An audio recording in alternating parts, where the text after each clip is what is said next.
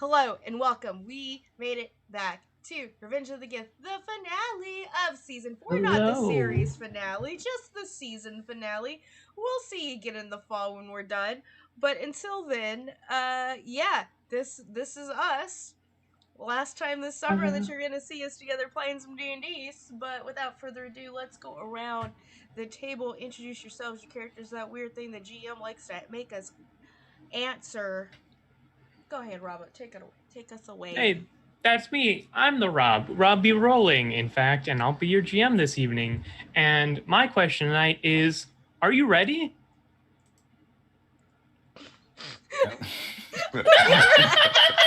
Wow. Hello, I'm Montana. I play Throck the Unsatisfied, level 14 druid, and just one pinch of warlock. And am I ready? No, I'm not. All right, hello everyone. I'm Robin, and I'm playing the lifeless body of Proserpina Cardanal, the tiefling arcane archer and alchemist. And just like her, while she is knocking on Heaven's door, I am drinking Heaven's Door bourbon. Hell yeah. Hello, everybody. I am Obadiah, playing Hong Huzi, half drow warden and now bereaved boyfriend of same corpse.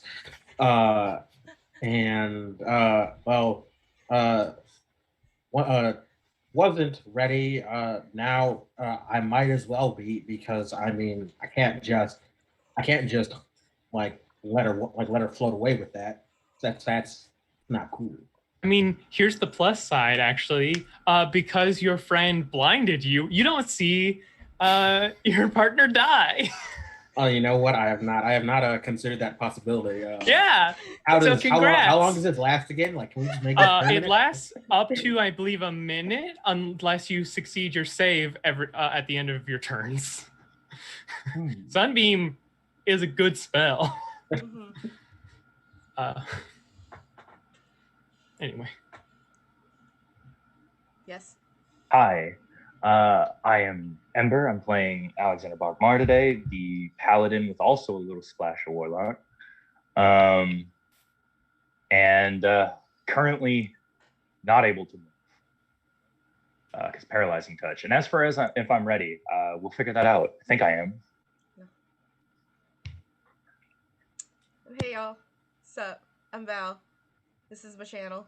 Today I bring to you Anja Desimar, the half-drow blade singer wizard extraordinaire, who is a great big ball of anxious. And yes, I am ready. Of course, Great. I'm ready. But Val, what if the audience is ready to impact the game in some way? Oh, so this is a viewer-affected game, everyone. You can affect the game with your bits, subs, and donations every 100 biddies to the channel. During the stream, will give us a reroll. Anyone here can get a reroll. If you subscribe to the channel, you can give nat 20s or nat 1s again to anyone that you see here. And yeah, if you just straight up donate money, you just make shit happen. It's a sliding scale. Exclamation support to get that Streamlabs link going, or Nightbot will pass around the link as well. But yeah, if you just donate money, things will happen. To the viewer discretion, or excuse me, the GM's discretion, of course. We do not cross any lines and veils that we have set up, because you don't do that to your friends. You don't do that to them. No, never. Yeah, that's it. That's what we got. So what should I do then, Val? You should run a game. Okay. Normally this is where you say, take us away. Wow, Sorry. break from the formula at the last this very episode. Large copy that I have right now? That I live on the same block as, but had delivered to me. Of course.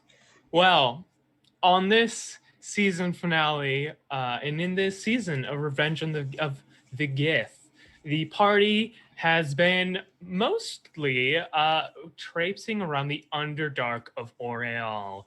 At first, under the duress of the Lich Queen Vlaakith, trying to find a mysterious item, which they now know is the Nautilus, a nautiloid, ancient, mysterious, very powerful illithid technology ship, and then found that after some side quests of their own, attempting to uncover the mystery that is Proserpina's family and their lineage, going to hell for a brief sojourn to assist the first ever red dragon and one of the progenitors of Throck the Unsatisfied's home village, and now attempting to finally secure the ownership of this nautiloid, as with one unfortunate uttering of Lakeith's name, which the party knows allows them to spy in on that location if for an unknown amount of time, the Lich Queen herself has made an appearance, and we were in the middle of combat. Last we left off, Vlakeith just cast Power Word Kill on Proserpina. So I'm going to say what happens for what everyone but Hunghuzi sees happen, and then we're going to say, we'll go into what Proserpina sees happen. So you all see this skeletal hand reach out and just point at Proserpina. And then there is no grand effect. There is no explosion. There is no pomp and circumstance. Proserpina falls limp and dead on the ground. For a heartbeat, 2 heartbeats. And then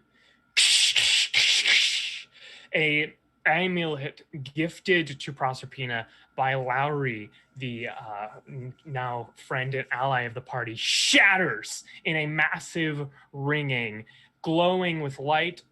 Robin, would you like to roll? I believe it's like 4d8 or something like that, healing, or 3d8 healing for the item here? It is 3d8. Great, so go ahead and roll that. I'll take it. Great. As the amulet shatters, and you can see life very quickly and briefly returning to Proserpina's body. However, she does not yet bolt awake, and so we're gonna cut over. So, Proserpina, the spell is cast on you, and then there is a nothingness. The world goes dark, and then it's not. It comes in stages. First, you feel kind of just a warm ambient temperature. Then you can smell something cooking or roasting. Mm-hmm.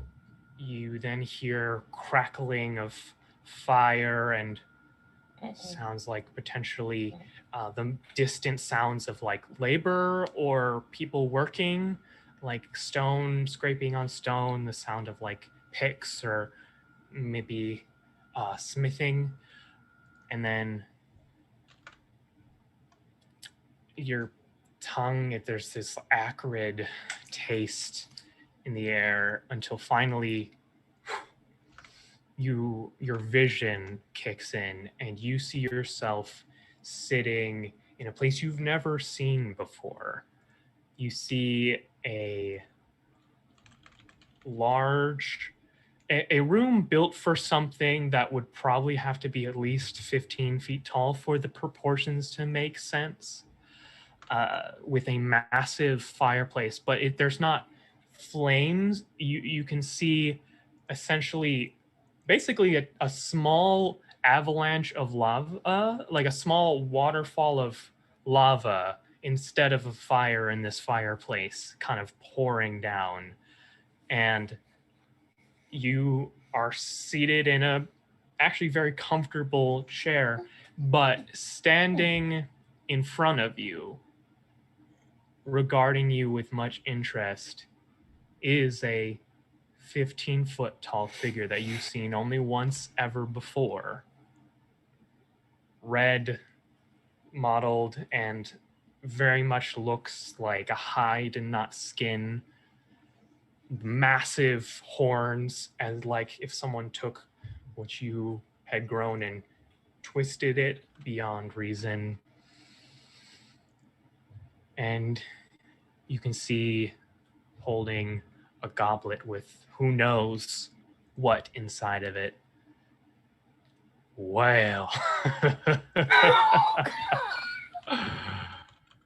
this is unexpected, but so welcome.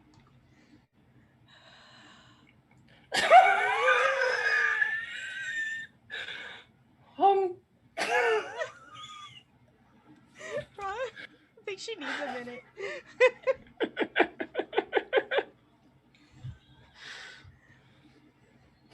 Studio audience cheering. Hi? Well, hello.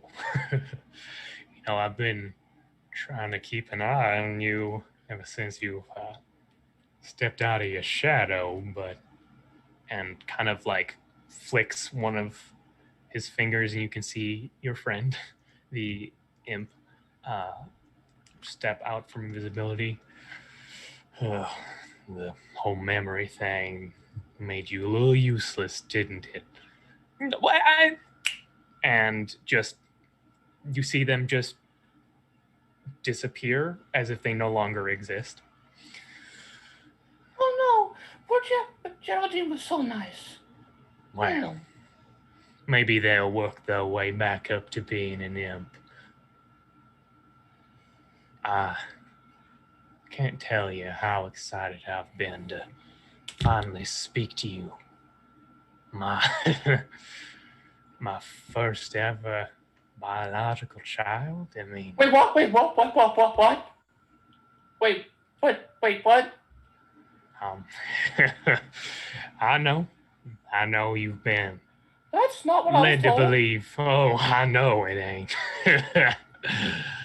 You don't think you'd be told your father's a prince of hell, presiding over one of a whole layer?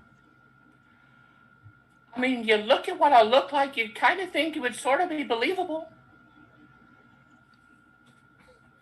Yeah. I mean,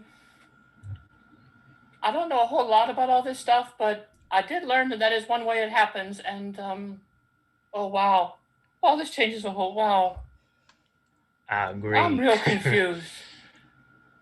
Well, I would love to elaborate and go over the finer details with you someday, but fortunately, you're not, well, fortunately, I would say, you're not staying dead, so we don't have too long.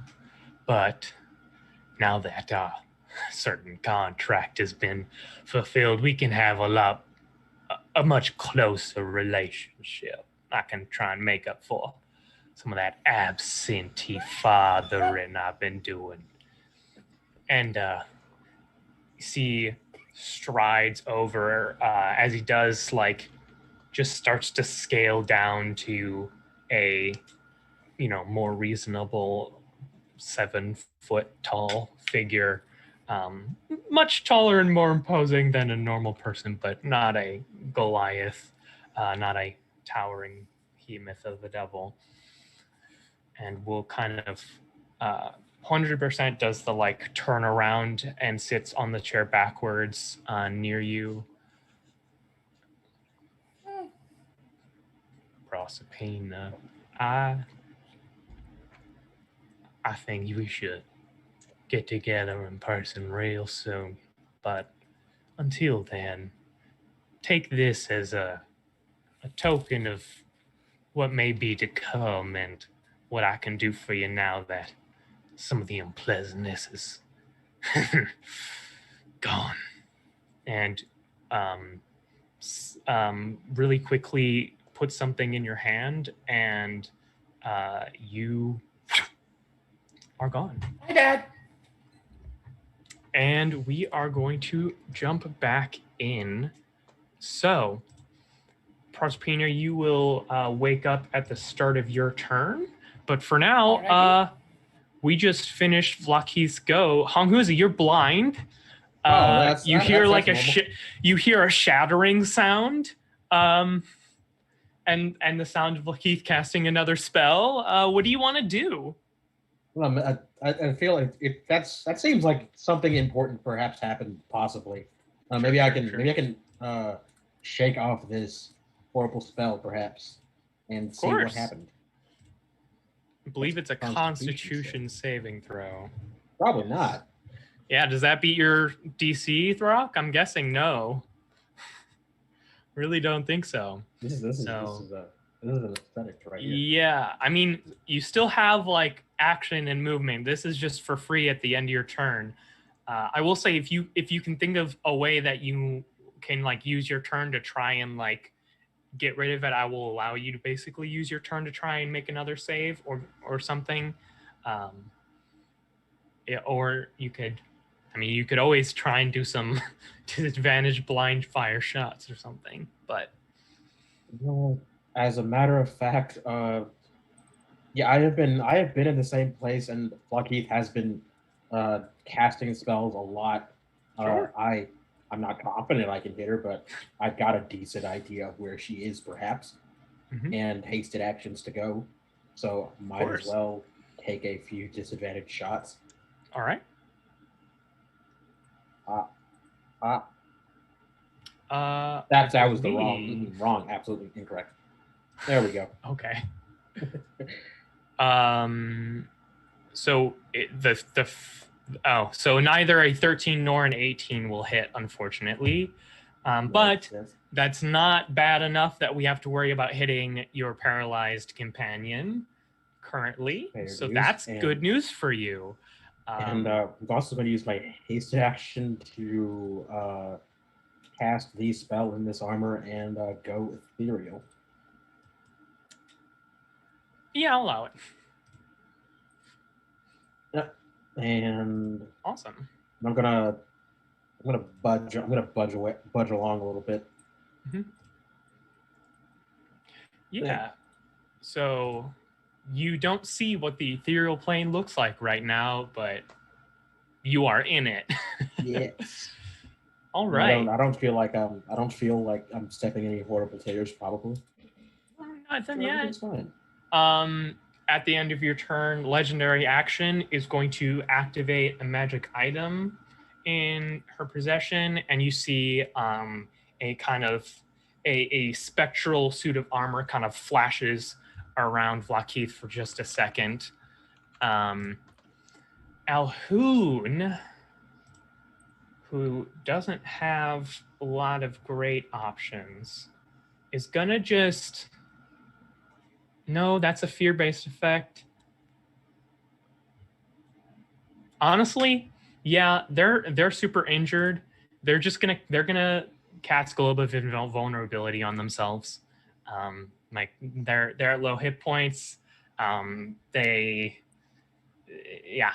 what they're gonna do right now. So this like sphere of force appears around them. That will be their turn for now. Alexander, you are currently paralyzed. I have a question. Please. When she casts the Globe of Invulnerability, am I technically within her radius? No, that was the Alhoon. Oh, the Alhoon. Oh, yep, my yep. No. I thought that was what he's casting it. You were good. Okay. I am paralyzed, and from all my research, Lay on Hands does not actually help that. And also, you need to be able to use your action to use Lay on Hands, and you don't have actions while paralyzed. You do get saving throws at the end of your turn, though. I will say, though, you can have your mount make move attacks. My mount actually... shot. My mount actually is going to take me towards... Who would be the most advantageous to get to here? I'm doing a think. All right. Oh yeah, that's right. I can't move my mount. Your mount can act of its own accord if it doesn't I have mean, orders, like, I would say. Right, I Like- can't move the token. Oh, that's weird. Well, where do you want to be? Yeah. I'm gonna move behind Throck after I take a couple of hoof actions. Okay, so go ahead and make those attacks. Here we are. Technically, you're Pegasus. Yeah. Yes. So you get the. Oh well, it's not magical. So there's no point. Oh, that's fair. All right. Well, you fly down. Your Pegasus. You're not Pegasus. Your Not. rebranded Pegasus flies you down to the ground near Throck. Go ahead and make another. What's the saving throw? It's a con save. So make another Constitution saving throw at the end of your turn. And then, yeah. Can I have my Pegasus hold the rest? No, I can't have it hold the rest of its movement. It can't hold movement. Yeah. So just go ahead and roll your con save here. No. Dang. You All have right. a reroll. Yeah, that's what I was gonna And say. a nat. You have 3 rerolls and a nat 20. I'm just reminding you. Here's what I'm gonna say. I'm gonna reroll it once, and if I don't succeed this time, I'm just gonna use the nat 20 on it. All right. Yeah, I'm just gonna use the nat 20 on it. Because All right, paralyzed so you touch is terrifying. break out of the paralyzation just as you land down by your steed. All right. So finally, you are no longer paralyzed. Legendary action here. Yeah, I think so.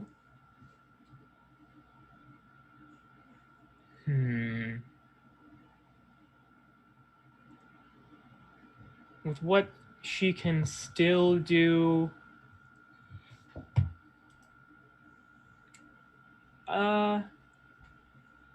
Yeah, is gonna throw a.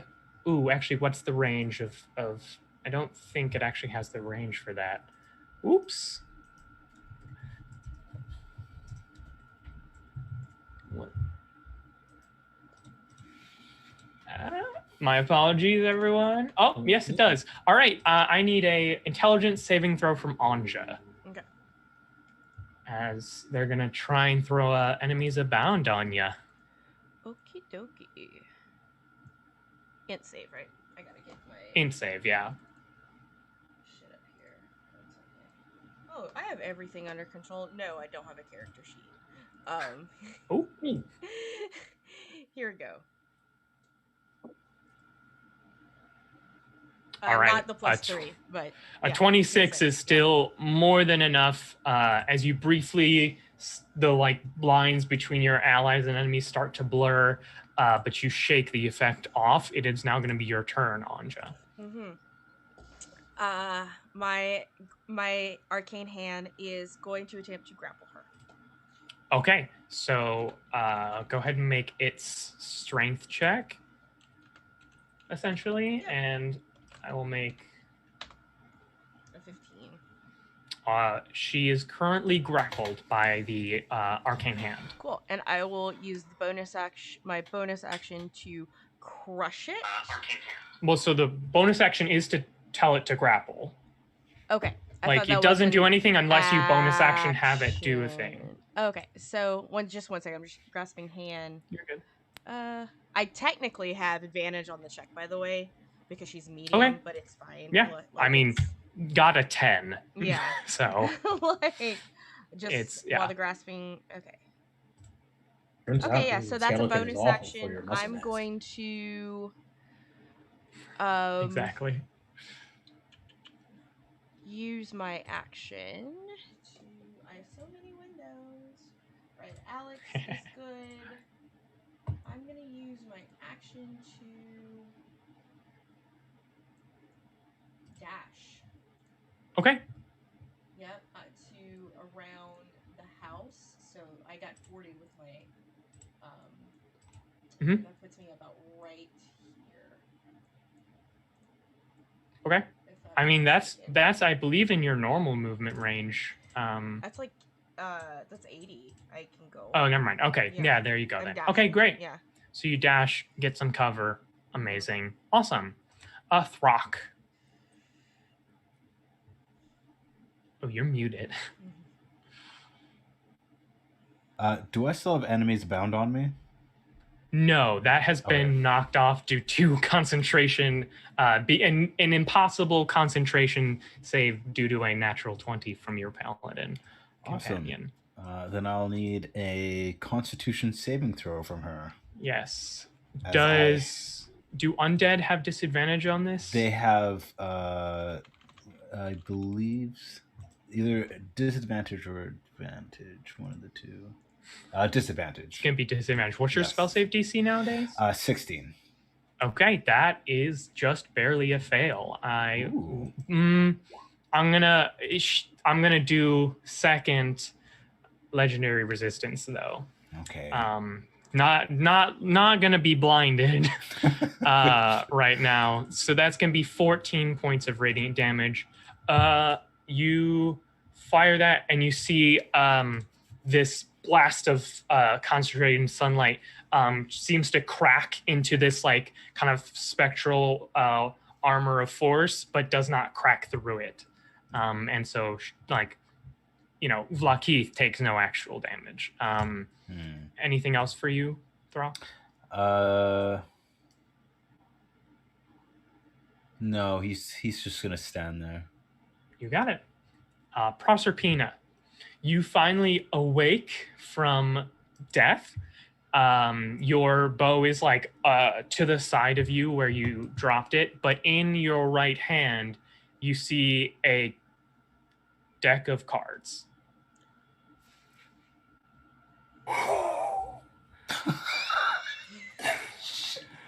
Okay. Don't know what you're playing at, Devil Daddy.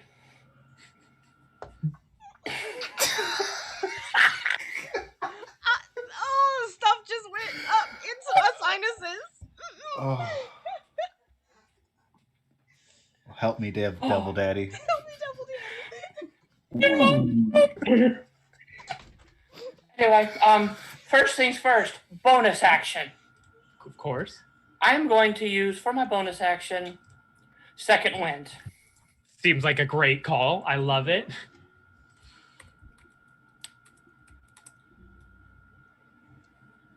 Nice. 16 more hit points, not bad. Not bad at all. Okay. You know what?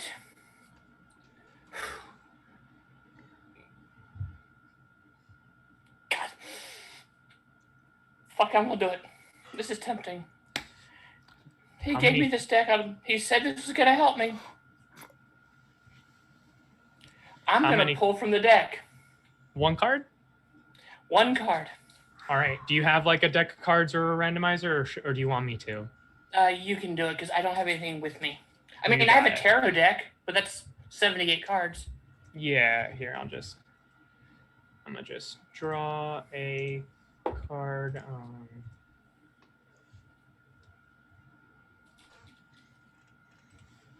Here we go.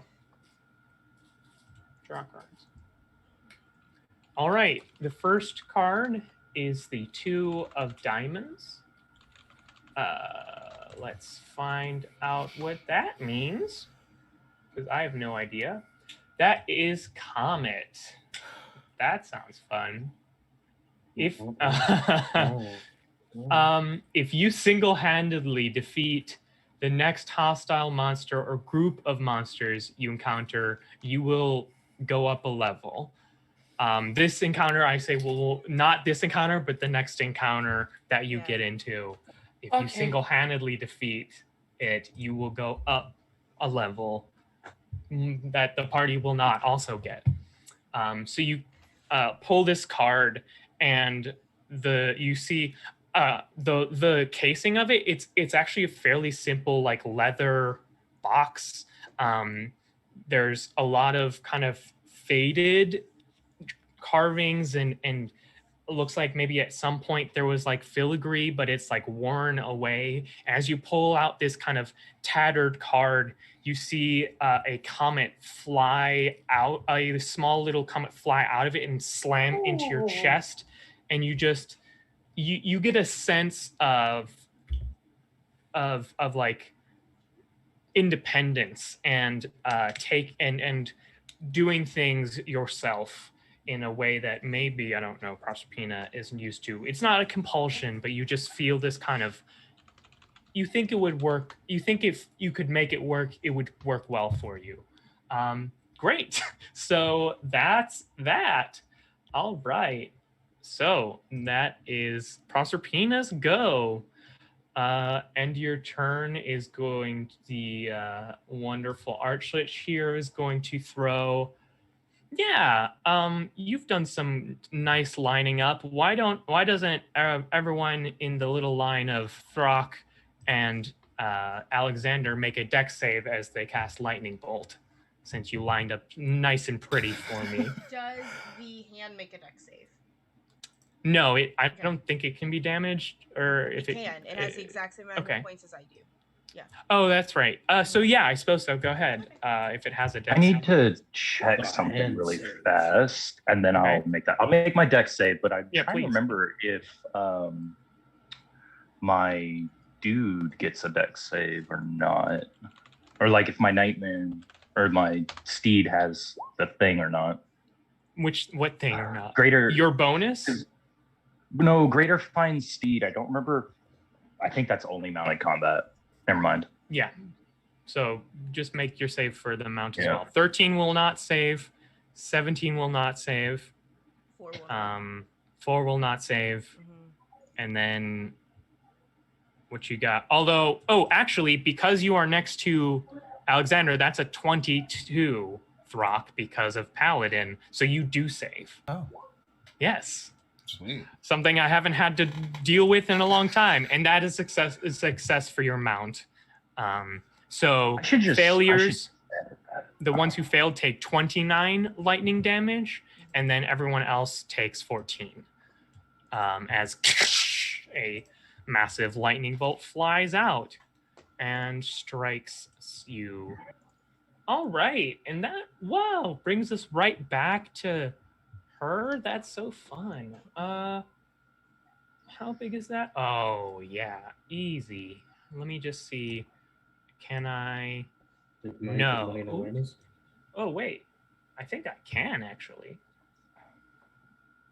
Is it radius? Oh yeah. You see Vlakith is going to take their two skeletal hands and start tracing runes in the air and just trace a circle, and then a massive wave of necrotic energy in a 60-foot radius, which will hit all of you, blasts out, and she's going to upcast it a little. So I need a Constitution saving throw from everyone. I think I'm on the wrong plane. You are on the wrong plane. I'm 75 feet away. So it's a 60-foot radius. From her, right? Is it? Oh. Let me check. From a point within range. Gotcha, so it just is putting it in the middle-ish of you all, and that will be enough to hit everyone. So what save? Constitution. And I'm going to use Indomitable. Sounds good. I'm going to use a reroll. And don't forget you get I'm black. Yeah. No, I'm not. Don't forget your paladin stuff. Yeah, +5 for, okay, nice. I'm using that 20. 16 won't do it, unfortunately. Is that 16 including your bonus? Yeah, I have it. So okay. it automatically includes so you all fail. So Alexander fails, and Throck fails. And then would you get? You had 23. Yeah, Anja succeeds. So I rolled terribly for the damage. I'm very upset at my d6s. You failures take 22 necrotic damage, and people who succeeded take 11. Ooh, that's so disappointing. So 22, you said? 22 on a fail. Yeah. All right, and I upcast it too. Come on. Can I ask what spell that was? A Circle of Death at 7th level. Ah. Yeah, fun, right? And actually is going Forgot that spell to existed. is then going to float a bit over and end their turn here. She has no movement. Oh, that's right. It has no movement. It is grappled. I totally forgot. Never mind. Hung Huzi. You are in the you are in the ethereal plane. Sorry, astral plane is a whole. Blinded and ethereal. Let's go ahead and just roll that save now. Right. Surprising no one. And this is going to be. Sorry. This is going to be a very strange turn for me, and by strange I mean I'm going to hastily move a bit south. Not going to end etherealness. Will use my action to do something that. Okay. I'm going to try ripping a bit of anti-venom in both of my eyes to see if I can use some of the old Go ahead. old and somewhat ill-advised techniques to get through this. Sure, yeah. Go ahead and roll me another con save against Throck's DC. Hey, Nat 20. fantastic. Damn, I was gonna even make you take like a little damage for pouring stuff that's not supposed to go in your eyes, but not 20. No, not sure at all how this actually works or not, but you, and then all of a sudden you can see, you find yourself in the familiar-ish setting of the ethereal plane. However, you can see, again, everything in the ethereal plane is like that kind of ghostly shadow of itself in the material plane. There is nothing where Vlaakith is in the ethereal plane. There is, and I don't mean that there's no shadow. I mean that there is like a void, like a blob of a void in the space where their ethereal shadow should be, like in abject nothingness. So that's your action, most of your movement. Do you have anything else you want to do? You know what? Now that I can see the void and thus deduce. Oh, great, fantastic! He's over there.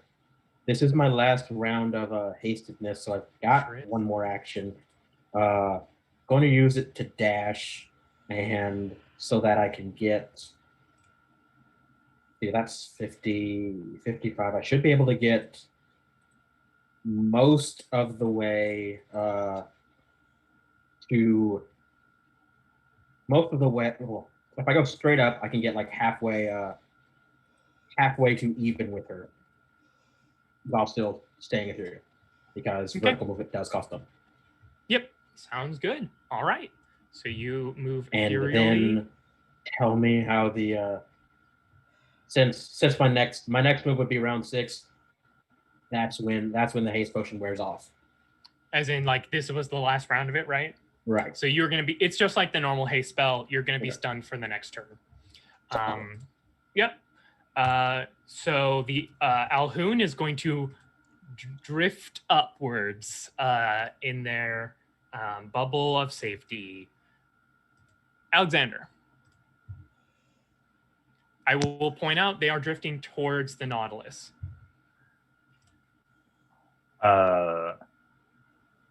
Remind me how aware I was of events like previous to this. Do I know who the Alhoun is? No. You literally got teleported in the middle of this battle and then were paralyzed, so you couldn't even see what was going on behind you for a good portion of it. Yeah. For sure. Perhaps noted that there is certainly a thing. That's a. I will say you've seen the Alhoun objectively not fighting the party and like casting spells to not a ton of effect on Vlaakith, but I mean they did burn a legendary resistance, so that's not nothing. But What you got? First things first. Well, pat Throck. Be like, "What's up?" Because I'm over here. Just free action. Just pat him a little bit, and then, Hey, bud. "How you doing, bud?" And I'm gonna throw my spear. Okay. Question: I Answer. haven't thrown a spear in 5e ever. Does it work like Pathfinder in the terms of thrown weapons or strength, or is this still going to be a dexterity? Yeah, so if it has a thrown quality, then you can use strength instead of dexterity as a ranged attack. So never mind. I don't know why I'm asking that. I'm a hexblade. Fuck that. Okay, yeah, of course. Sorry. Go ahead and make your attack. Yeah, I'm gonna make my attack. I can't throw it two-handed. That's not how that works. No, That is correct. A 30 will do it. Surprisingly enough, go ahead and roll damage. Now here's a rules question. Mm-hmm. Again, do smites work on thrown weapons? Let me just double check. Because if not, I'm just gonna walk up and hit her. Well, she is floating in the 30 feet in the air, but well, walk up. I'll fly up on my speed. Melee weapon attack. It has to be a melee weapon attack. Okay, then ignore throwing it. I'm going up and I'm smacking her. Okay. I'll be nice. If you want to take the one-handed attack, I'll be nice and let you keep that roll. But if you want to do two-handed, you'll have to re-roll. Nah, I'm good. Cool. I'm not throwing away the chance for a 30. It's not roll. So it's not a roll I get to do very often. Roll damage. Yes. I also need to remember to change that. So that's the 1d8. I'm putting a third level smite, so that's 5d8 total because of improved smite thing. So /R. That's 4, 5d8. Yep. So 31 total for my first attack. 31 total. All right. And then as that like stab goes through with kind of like the charge up, he's gonna then like grasp it both hands and just bring it down onto her forehead. Understood. For the second attack.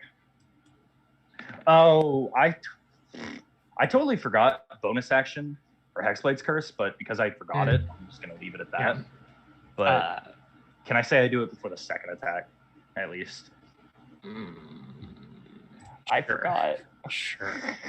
If you've been out of the game for a bit, and I'll be nice this once. I haven't used a Hexblade in so long.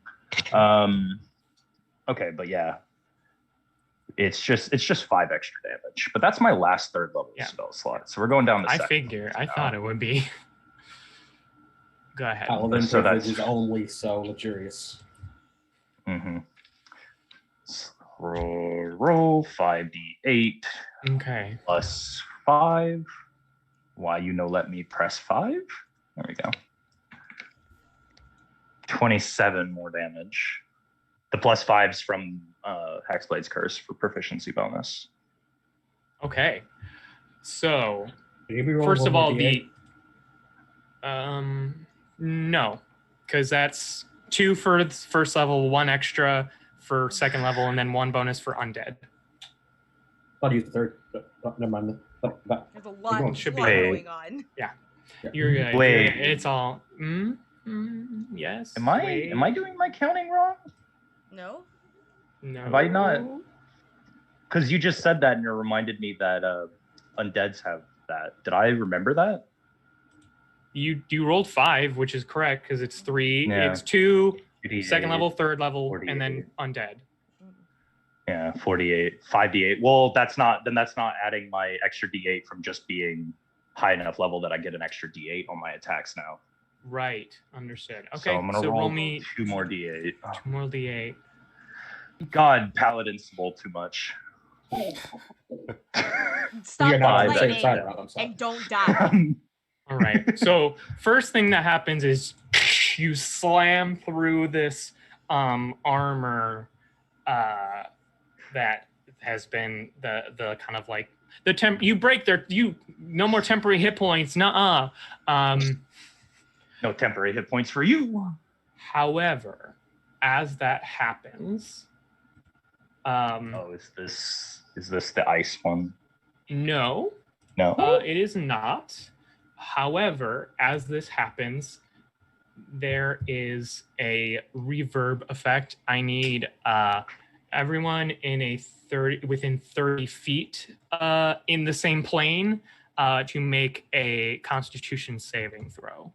Hand.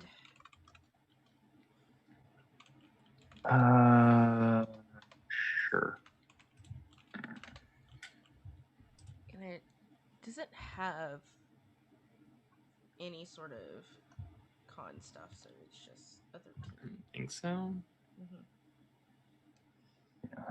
So Then- Alexander and Throck and the hand are going to fail.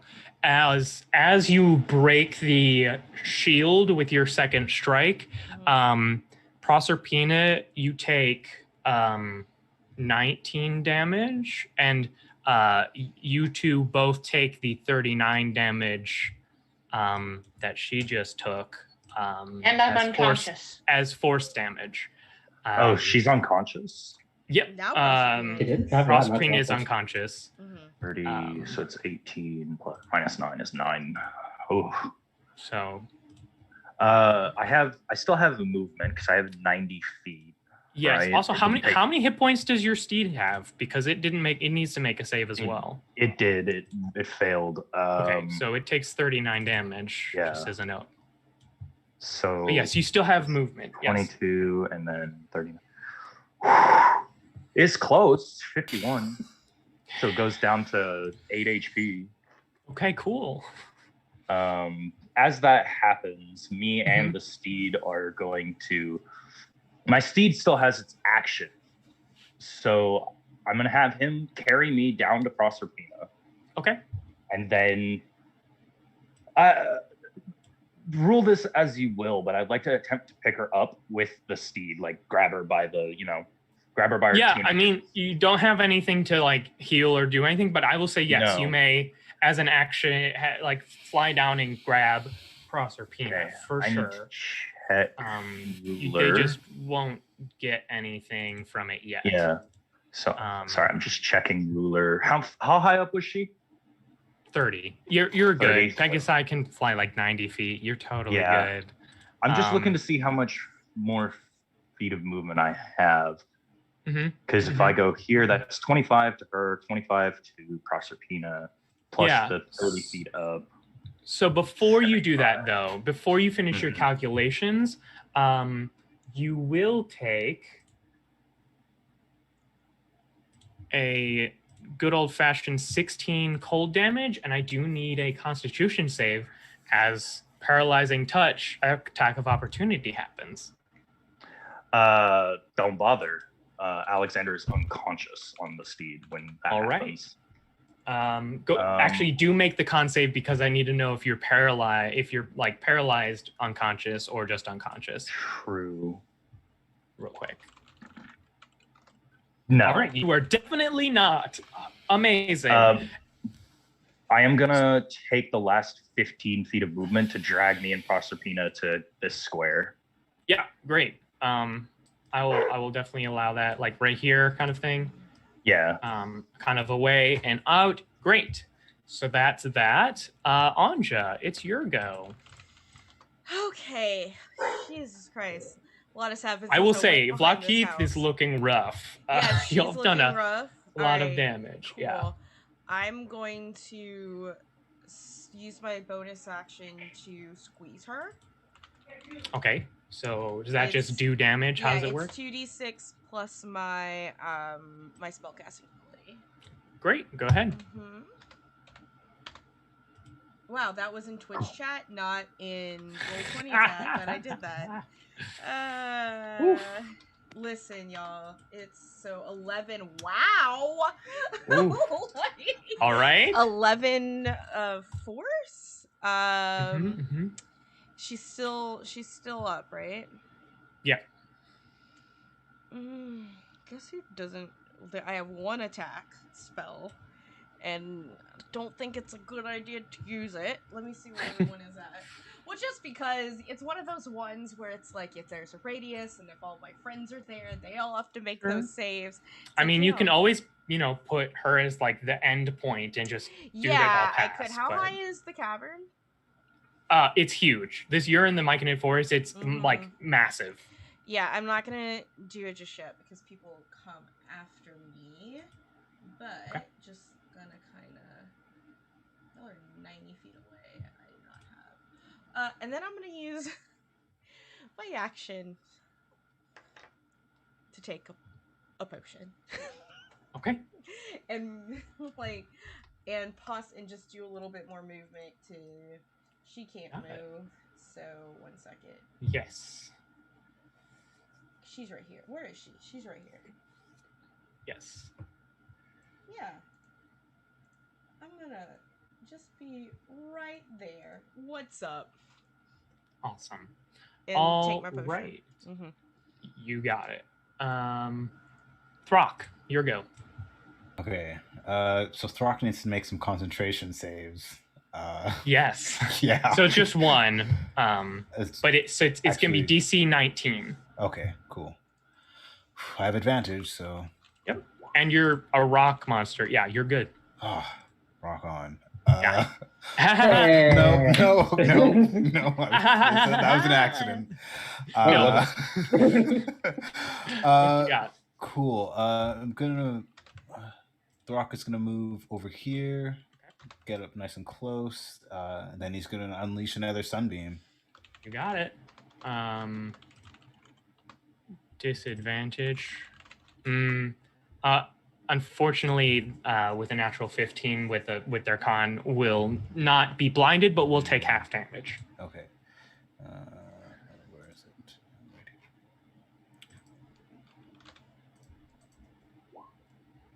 here. Ooh, damn. Okay, that puts her at that many. Got it. Okay. And I will use I'll use a 3rd level spell to heal myself.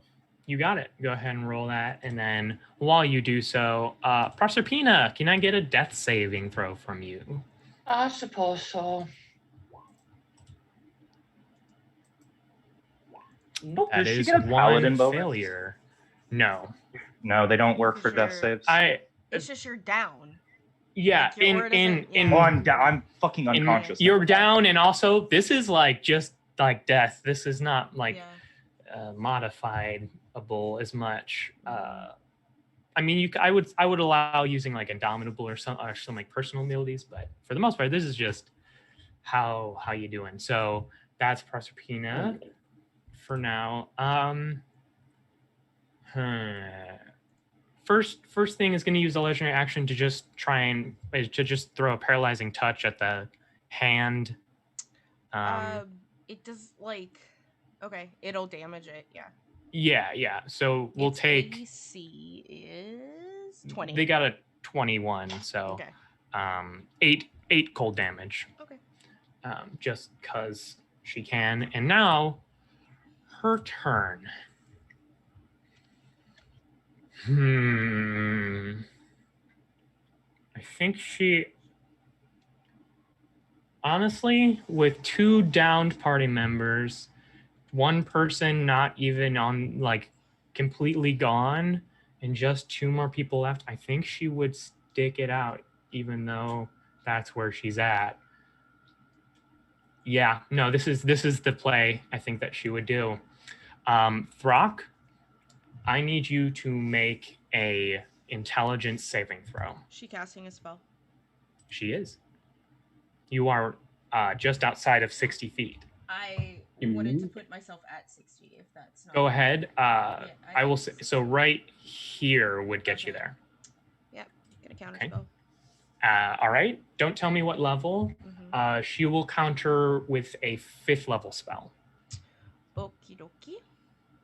Does that cancel out your counter spell immediately, or? Yeah, I just used a normal 3. So. Okay, so, but that's her. Reaction. Oh, she doesn't have her reaction because she took the attack of opportunity. So I need you to roll though, because this is Yep.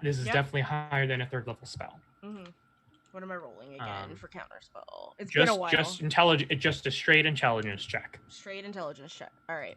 Yeah. Which I am a +5 should be. My guess is.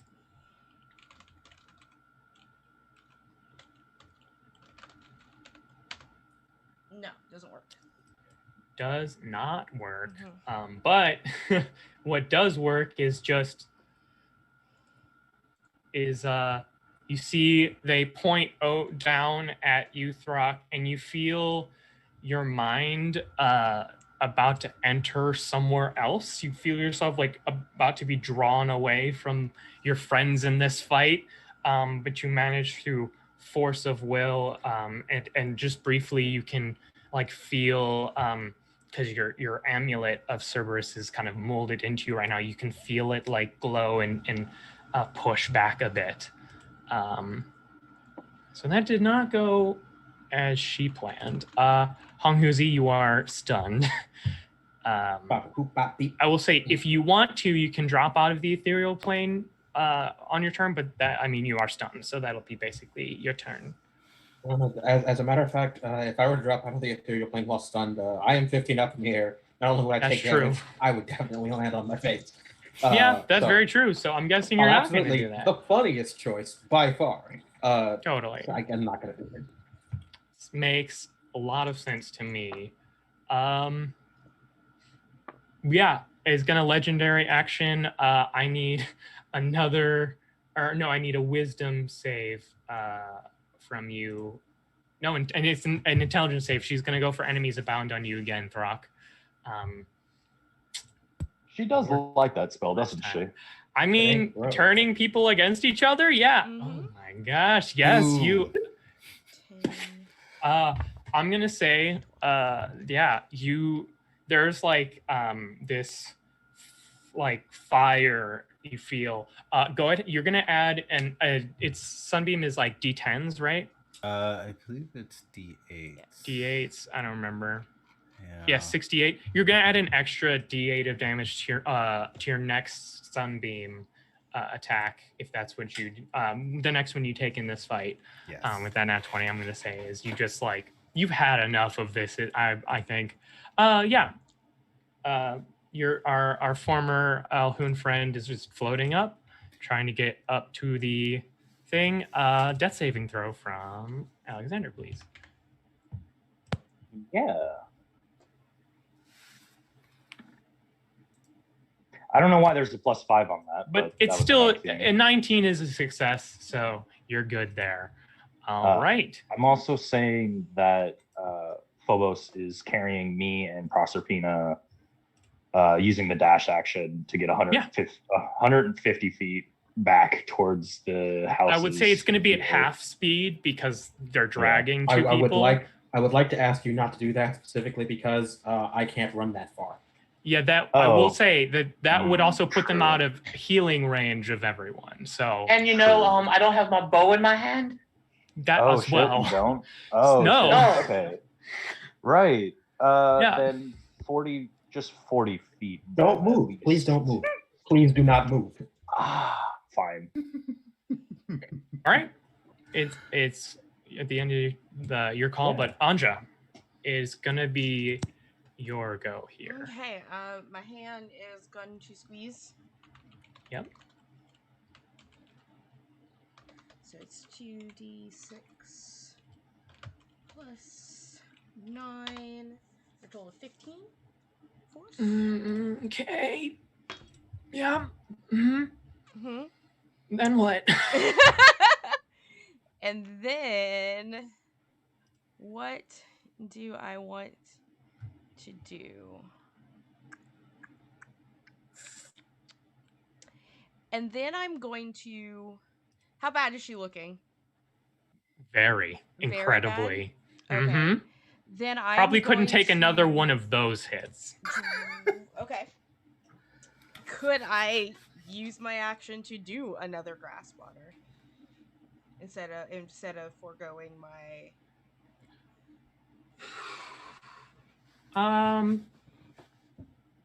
I will say you can make an intelligence check to try and basically overclock this spell. Okay. Because like you're trying to get it to work beyond its capabilities. Gotcha. So an intelligence to try and overclock it. Yeah. I got it. Yeah. Got it. Just a straight up check, right? Yep. Yeah, I can't do it. If No. that's the case, I will drop the concentration on the hand. And you can see in my out of my braces, my spell focus, which is a bracelet, the shadow blade appears in my hand, and I am going. Oh, never mind. I can't do it. 20 feet. No, it's not that. It's a bonus action. Never mind. Shit. Mm-hmm. Okay. Yeah, you know what? The hand is just gonna hold her. Cause who's next? Throck. This is what I'm gonna do. I'm gonna move the hand down, and I'm gonna move with her, so that she is on the ground floor. I'll allow that. Okay. I'll allow that if you want to like sync your action there to put them on the ground. That makes a ton of sense to me. Yep. Amazing. I will do that. That is my turn. Great. Legendary action. I need you, Throck, to make a wisdom saving throw as the two glowing eyes. Are you casting that right now? No, I'm not. I don't know why that hit. Okay, cool. Yeah, no, sorry. just making sure. I don't know why that went. That's weird. Understood. Sorry.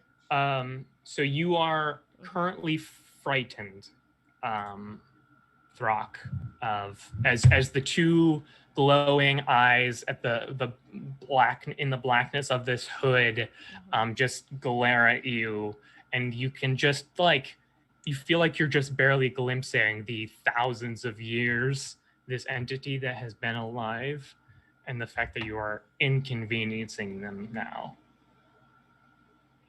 Okay. What you got? Cool. So I have to use my movement to move away, right? No, this is not that kind of frightened. Okay. You may not. You have disadvantage on attacks, and you may not willingly move closer to Cool. them. Awesome. I am going to frighteningly use Sunbeam against her. Yeah. All right. So I'm gonna make a roll. So she makes it, but there is a high chance that you could still take her out with half damage. So remember the bonus D8? You are. Yeah, bonus D8. I was about to say you are 2 damage short as she has 15 remaining hit points. Throck, what happens to Vlakith? So Throck is just like he's scared, and she's made him attack his friends, and he's just so over fighting a wizard. And he just unleashes a torrent of Sunbeam energy right at her head.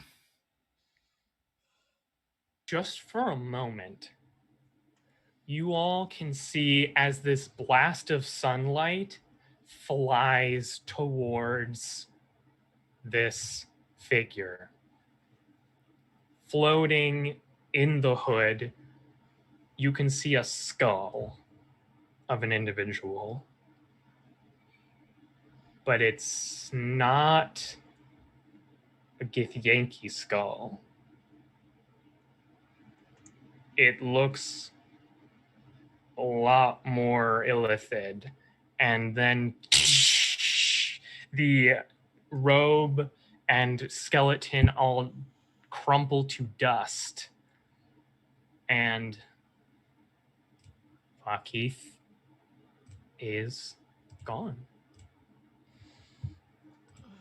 We're going to stay in initiative, though, because we have people in death saves.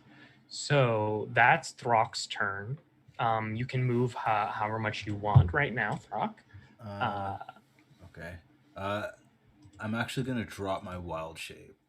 Okay. Yeah. 1, 2, 3, Totally. 6. Yeah. Move there. So Great. All right. And then we're going to get to Proserpina. So I need another death save from you. Okay.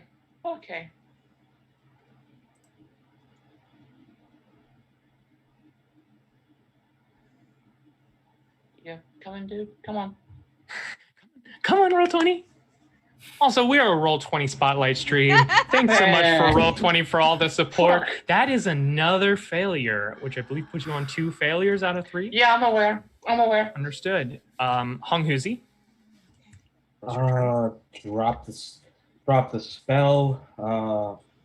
Fall 15. I think that's You take 3d6 5 falling. points of falling damage.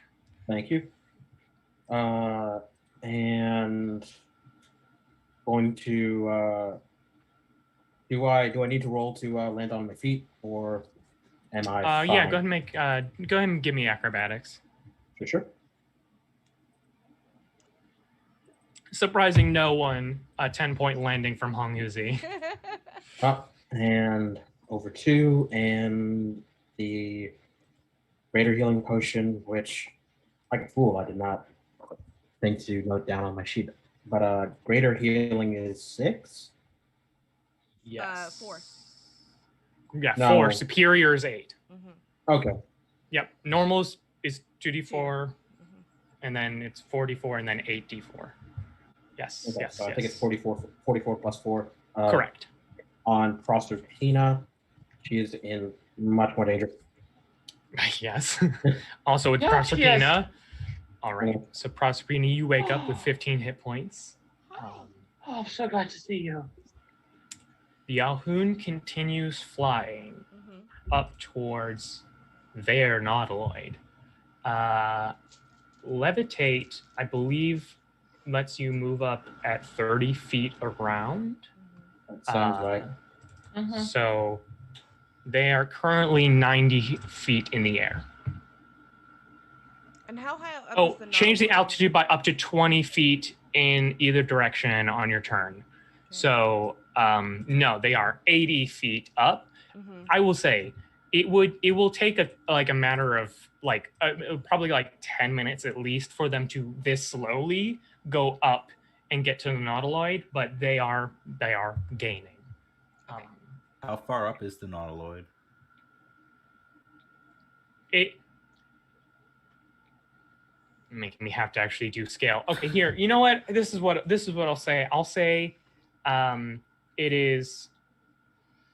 I'm just gonna roll here. How tall is the Myconid forest? Okay, I will say it is. And then let me roll again for that as well. The section where you are, it's 1,200 feet up, so it will take them a while to get up there.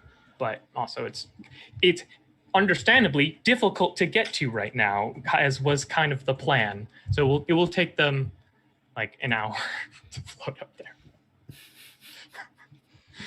at this speed. But they also currently do have Resilience Sphere up. Right. So Alexander, death save.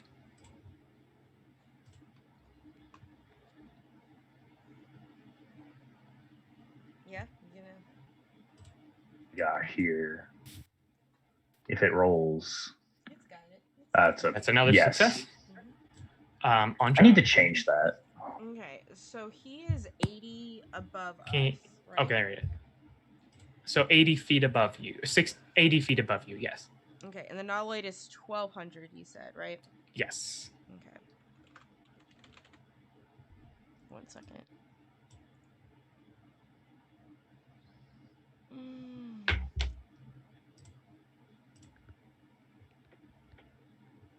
I'm just looking at my. Okay, 500.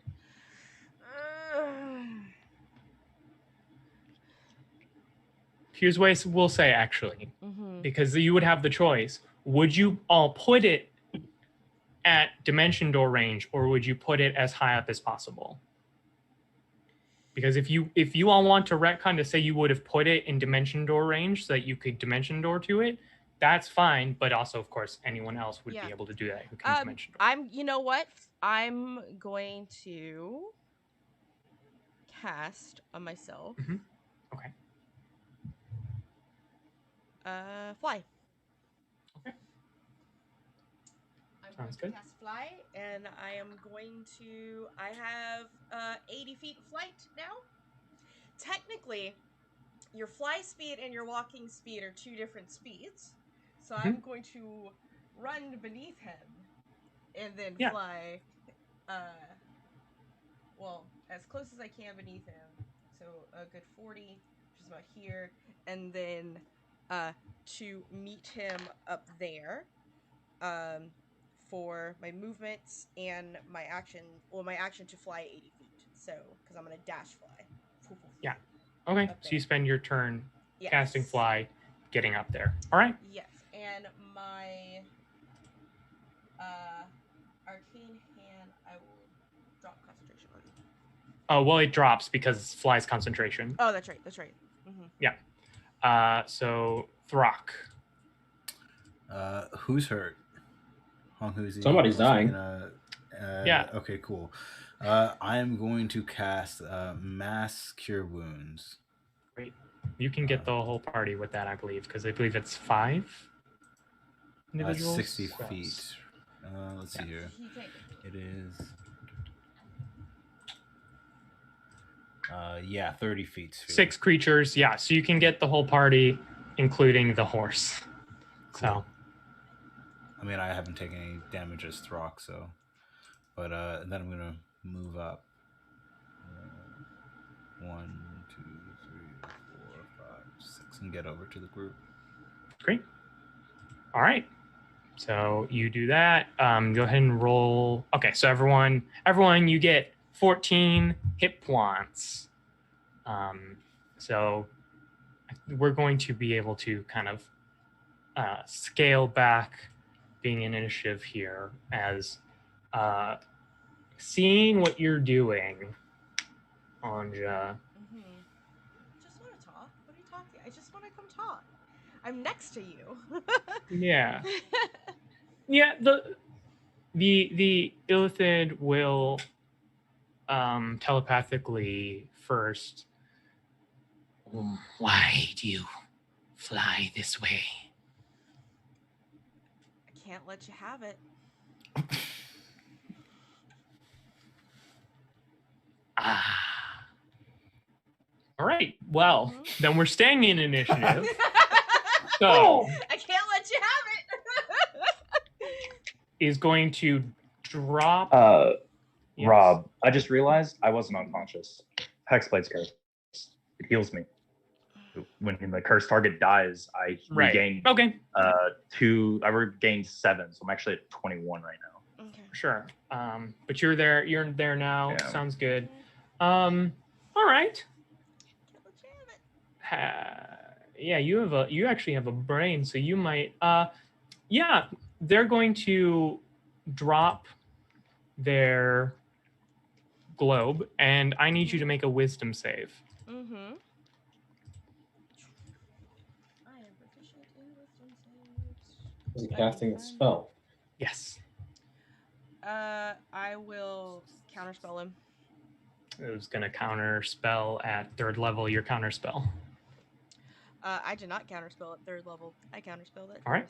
Mm-hmm. Great. So I will make an intelligence check. They have a +4, so they need to get a 14 or higher. So, so a 10 or higher will succeed. They do not counterspell. Then go ahead and roll your d20 because it's this is higher than 4th level spell. Yeah. For your counterspell. Wizard fights. Wizard fights. Wizard fights. 1d20 plus. Did it go? I did not see it. 5 You should be able to plus, just. You should. How much You should for the? just. How much is the bonus for upcasting? It's okay. I'm just 5. gonna. I'm just. You should just be able to click intelligence on your character sheet. I have so many things up. Okay, fair enough. So I just rolled dice, and so it's a dirty 20 with a 15 plus 5. All right. So the dominate person is countered. All right. So that was that. So Alexander, is there anything you would like to do at this moment? You should get ready and to catch floats him. another 20 feet up. And I can't counterspell because I can't attack. Gotcha. Yeah, you've both used reactions at this point. It's a wizard fight. Anything you would like to do, Alexander, at this time? I'm going to use a free action and say, can I catch a ride?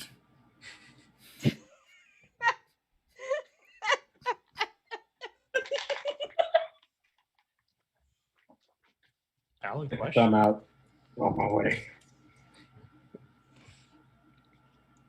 Oh, cannot hear you, Ember. Check your mic. Gotta remember to click that button. Yeah, I'm gonna pull Brock up behind me onto Phobos. Obviously, I'm not holding Proserpina anymore because she's awake. So me and him are gonna fly up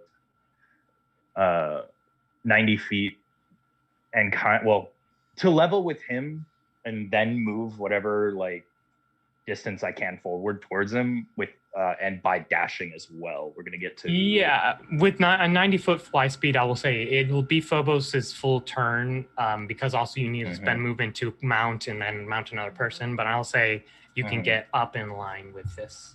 I want to get right here next to him. Sure. So I'm gonna put my guy here, but then Phobos will need to be here, and then Throck, you'll be here with me. Yep. Oh. And I'm going to go ahead and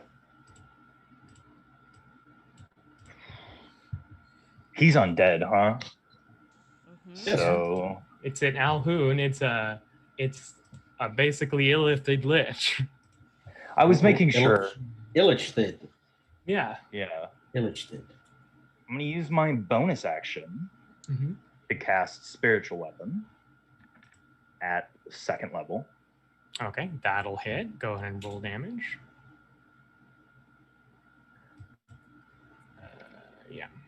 21 points of force damage. I don't believe you get your extra bonus smite on your spells. It's just on your weapon attacks. I know. That's not. Okay. Yeah. That's just the spell by itself. Oh, you cast it higher level? Oh, it's just 2nd level. It's right. Where's the plus? Where's the plus 8 coming from? Yeah, I don't. Oh, you added your hexblade thing accidentally, so it's 13. Oh yeah, 13. That's where it is. That's right. I forgot to change that. Yep. No worries. All right, and then action. And then I'm gonna make 2 attacks on him. One is gonna be a 2nd level smite. The other is gonna be a 1st level smite. Yeah. So that'll be 2 attacks, both 2-handed. So 20, dirty 20, and a 16. No, 16 still hits. Just roll the first damage for now.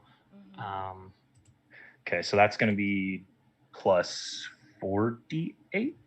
Yeah, I mean, no. You can, but they have 17 hit points remaining after all the AoE that's been thrown at them. I'm just going to roll the a much more powerful. Then. Sure, go ahead, I guess. Yeah, I'm just going to roll the damage for the 2nd attack.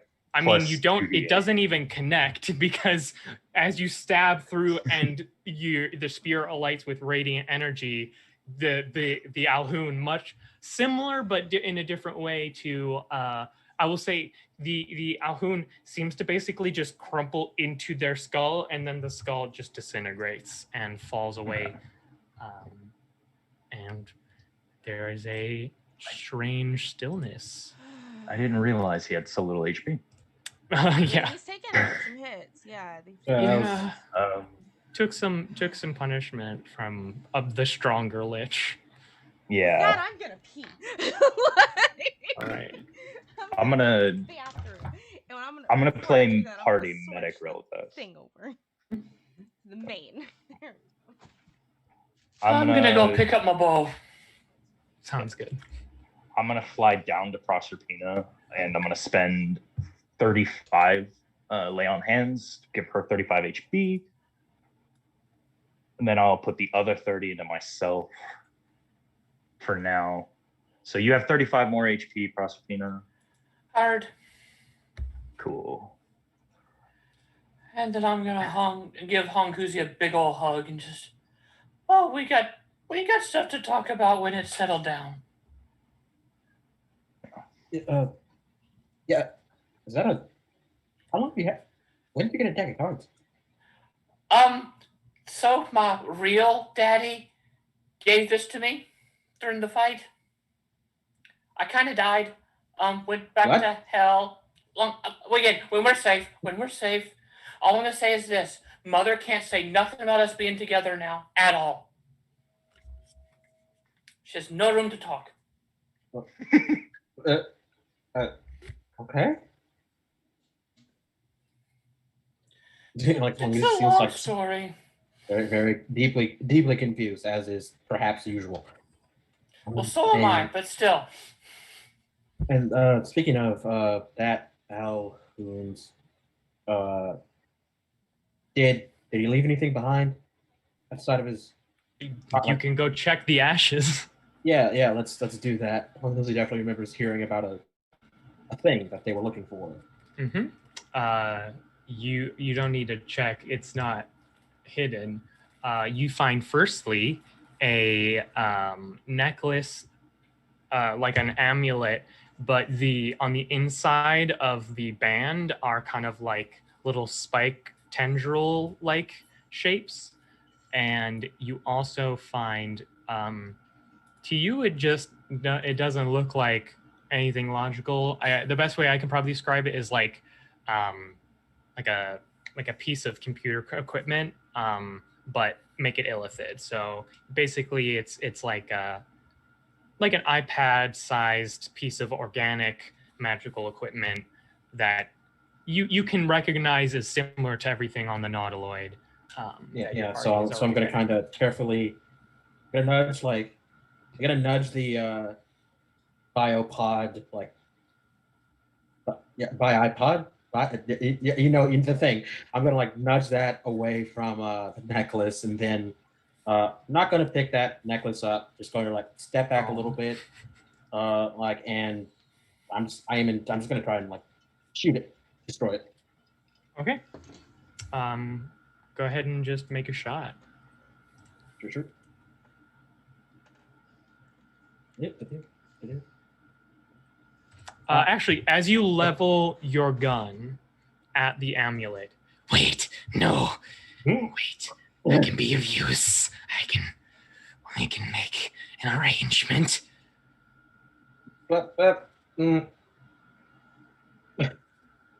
Yeah, all right, this better be good. You desire the ownership of my creation, yes?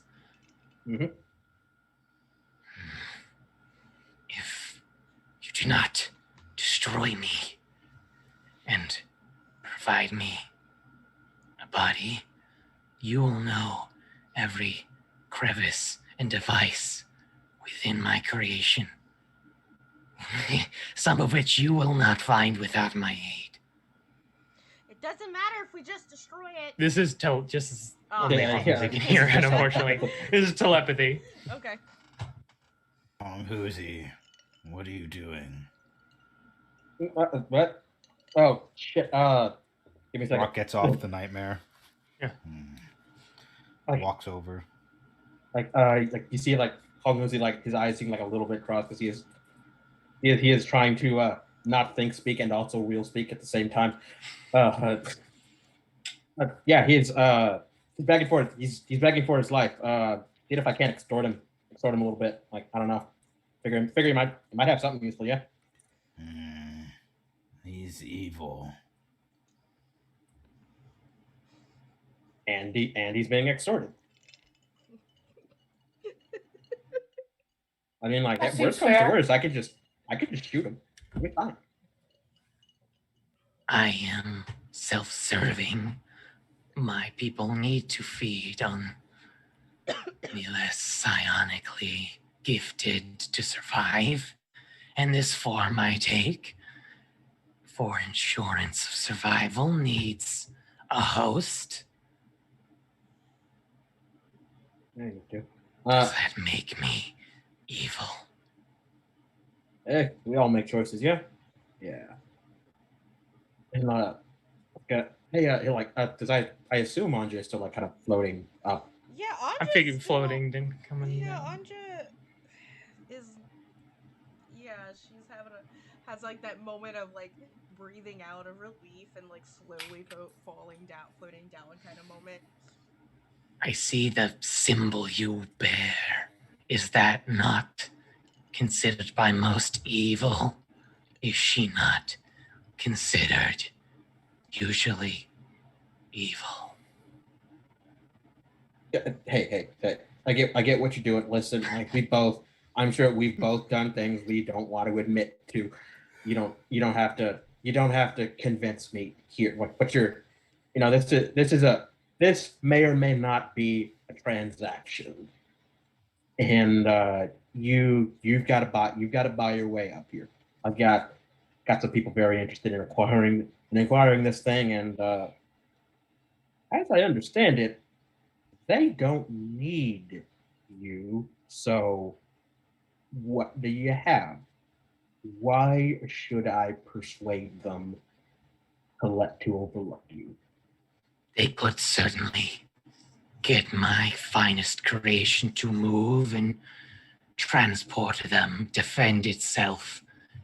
But if you want true control of everything I spent my life and unlife doing, making it the perfect machine and being, to unlock every secret of its design, you need me, my passcodes, my knowledge, my voice, my being, so that I may transfer it away.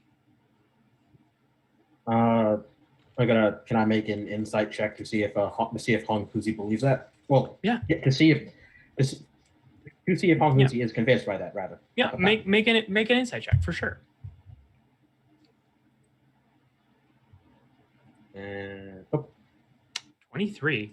So obviously this is an individual, in desperate times. However, you do know that Illithid are generally, especially Illithid who are not in the hive mind anymore, are exceptionally distrustful of other Illithid. So the idea that most of these things would be bound, like the general stuff could not be bound to just this individual. There'd have to be what you already have to make the.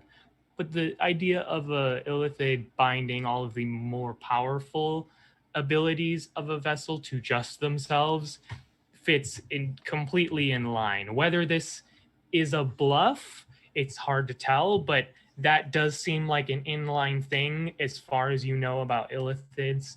And yeah.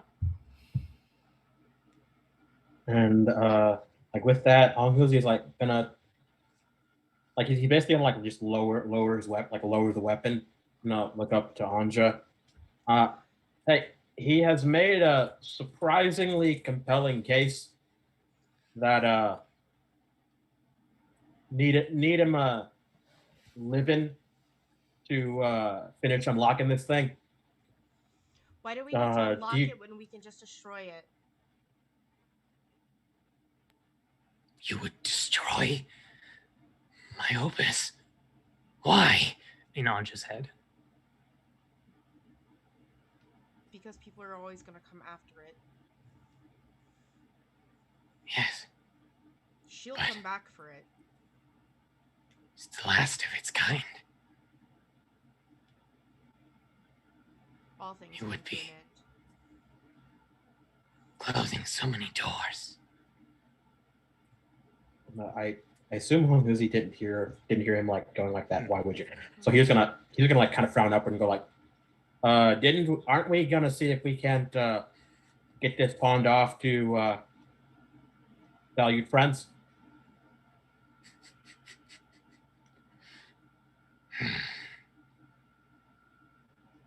I'm gonna listen to Henry. Mm-hmm. Go ahead. Henry, how mad would you be if I sucked the Nautilus into a black hole so that nobody could ever touch it ever again? Exceptionally, the Nautiloid is an irreplaceable part of my attempt to remove my people's mistakes from Oriol.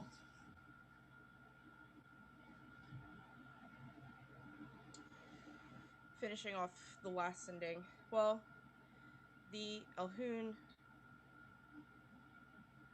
wants a deal. Come here now.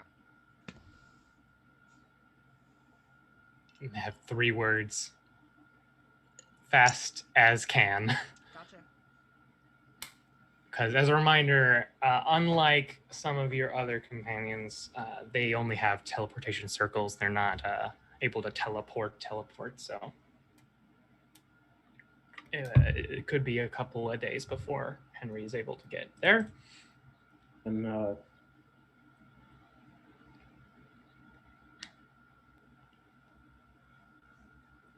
all right, I'm gonna see if I can't get this wrapped up. Careful, like, and like he'll like I'm like mutter like half to himself as he is like carefully like gathering up some like cloth. Because, let's be honest, if you had a good shot at it, you'd take my body soon. You'd take my body the instant I let my guard down. Yeah. Of course. And if you thought for a second that I was not truthful, you would have already shot me. Yeah. Yeah. I mean, hey, it helps that I've got the power right now. Yeah. Yeah. Of course.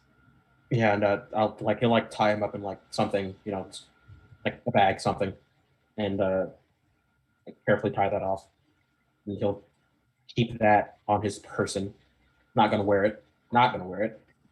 But keep it on his person. Good. Did finish off our enemies. This is not... We've got him in between a rock and a hard place. If we can get what we need out of him, he's worth that. Especially since if the deal works out, he's not going to be our problem anyway.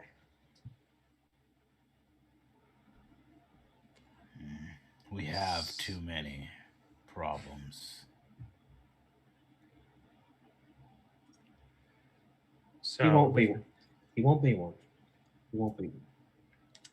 So, at this point, you all can tell me what you want to do. There is going to be a resettlement process needed because you did evacuate a large amount of the Fae folk here. If you all want to say they can come back and assist with that, then that would be something you need to get done. You can also take between a short or long rest at this point. Basically, you all tell me what you are going to do with that combat over. I think there's like on who's he's gonna ask like hey, are they do we know when the buyers are gonna get here? It'll be a couple of days. He only has teleportation circles. Val, I see your lips moving, Can't but I hear do not you. hear. Oh, hello. Can you hear me now? Okay, it just needed Yeah. my mic just needed to be able to catch me after muting it. It's just it'll be a couple of days. He All right. has teleportation circles. He doesn't have teleport. I could teleport to where he's at, but then it would be a day before I can come back. You sure you want to do it? I mean, I feel like might not save that much time either way. We'll see. Don't you have an 8th level spell that you could do 2 teleports in a day? I could do 2 teleports in a day. Yeah. Yeah, I could. I mean, that'd be your big spells out, but yeah.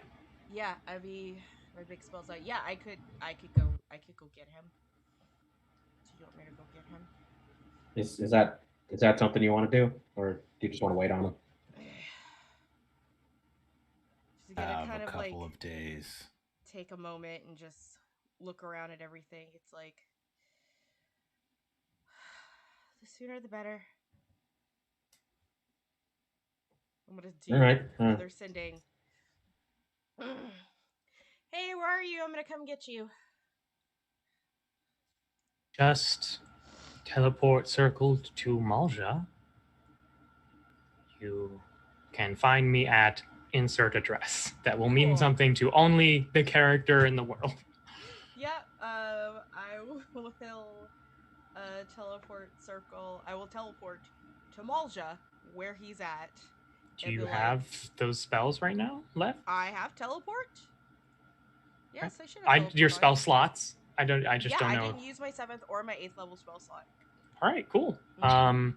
So I'm gonna say, I believe you still do have to make the roll. It's just a very low chance of mishap. So go ahead and roll me that D100. Or it can.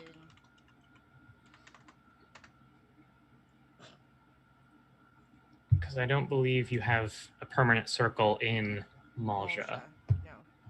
No. That's bad, isn't it? Okay. I should reroll this. Or I'm gonna be somewhere spicy. No, you You know what? tell me. I'm gonna be somewhere spicy. I would like to be somewhere spicy, as we've established. I'm gonna do it. It's finale. I would like to be somewhere spicy in Malja.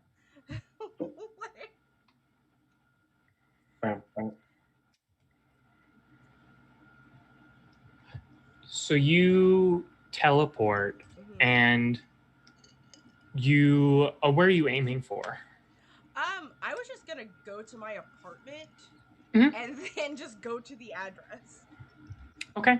Yeah. Why don't you roll me just a D20 for luck? That's a 12.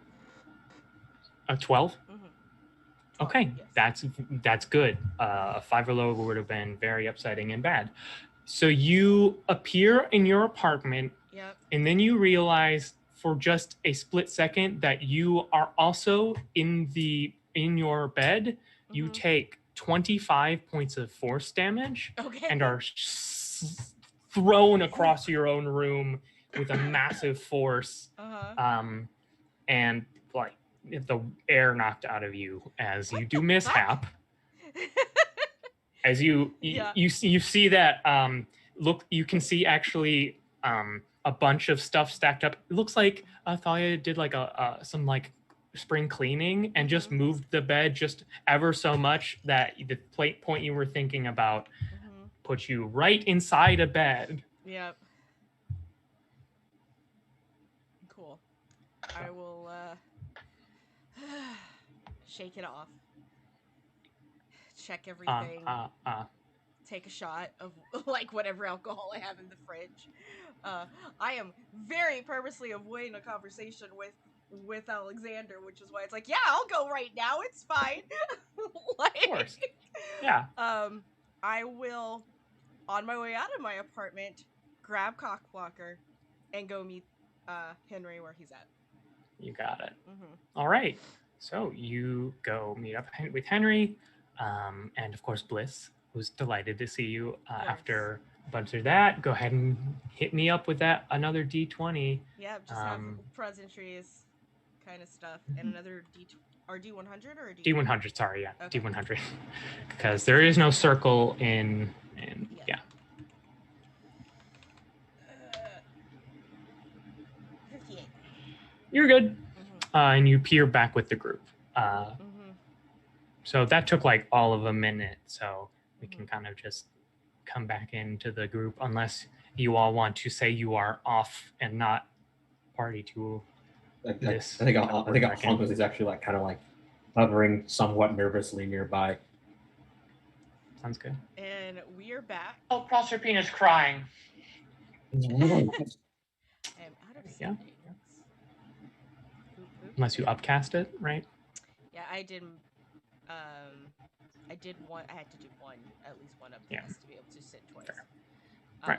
But yeah, I'd be like, kind of like motion Henry over to Hung Huzi because he's the one having a conversation mostly with the undead boy, and then I'm going to walk over to Alex and just give him his giant cock shield. You thought you could get away. Make a dex save, Alex. course. Sort of fuck. Make a save versus D.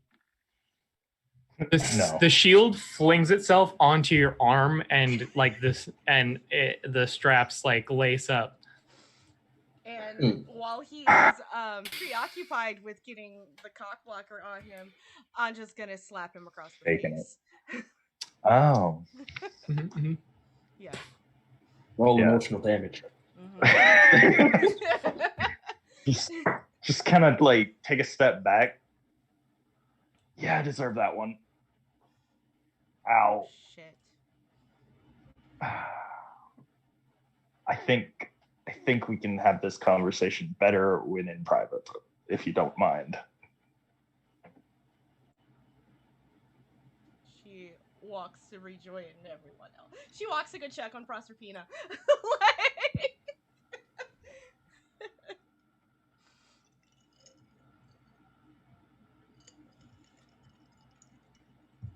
Proserpina, go ahead. I'm kind of crying. It's that overloaded by so many emotions and conflicting things, just bawling and Just unreachable sort of, at the yeah. current time. I'm Understood. I'm gonna take both of her hands and like squeeze them so that she can look at me, like to kind of bring her back, and then Anja will hug her if Proserpina will let her. That was scary. I'm glad you're still here. Yeah. So things have changed again. Oh no. What's going on? Well, molehill, Just like the molehill's lead not her much. to a log, a mushroom log, Yeah. to like sit down and have a nice like to chat. Yeah. Well, here. I hand her the deck of cards. My real dad gave me these when after she killed me. And nonchalantly, not really knowing anything, she's just gonna like reach and pull a card out from the deck. Great. Do you have a card? Do you want to pull for yourself? Do I have a card? Shit. Huh? Do I have some right here? This is Great question.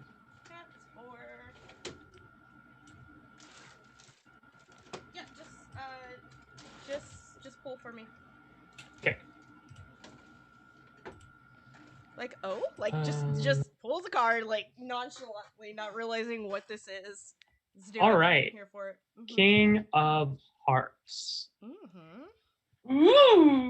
Throne. I love that show. Ooh.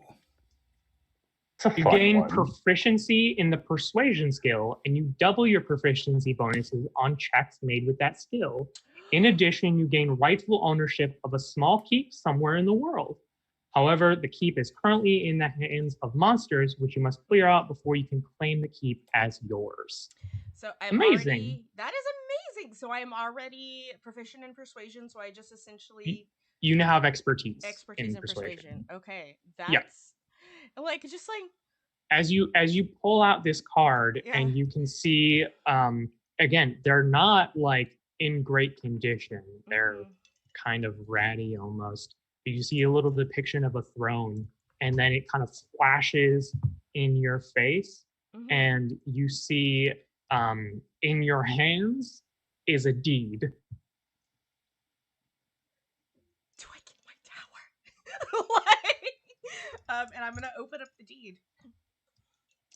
Yeah, the owner of this document, rightfully underneath all recognized by the human empire of Mercia, owns and puts out a plot of land in the kind of sub region of Tyratia. The part of Mercia which is closest to Malsha. Okay. And as I do this and all of this starts to happen, can I make a check?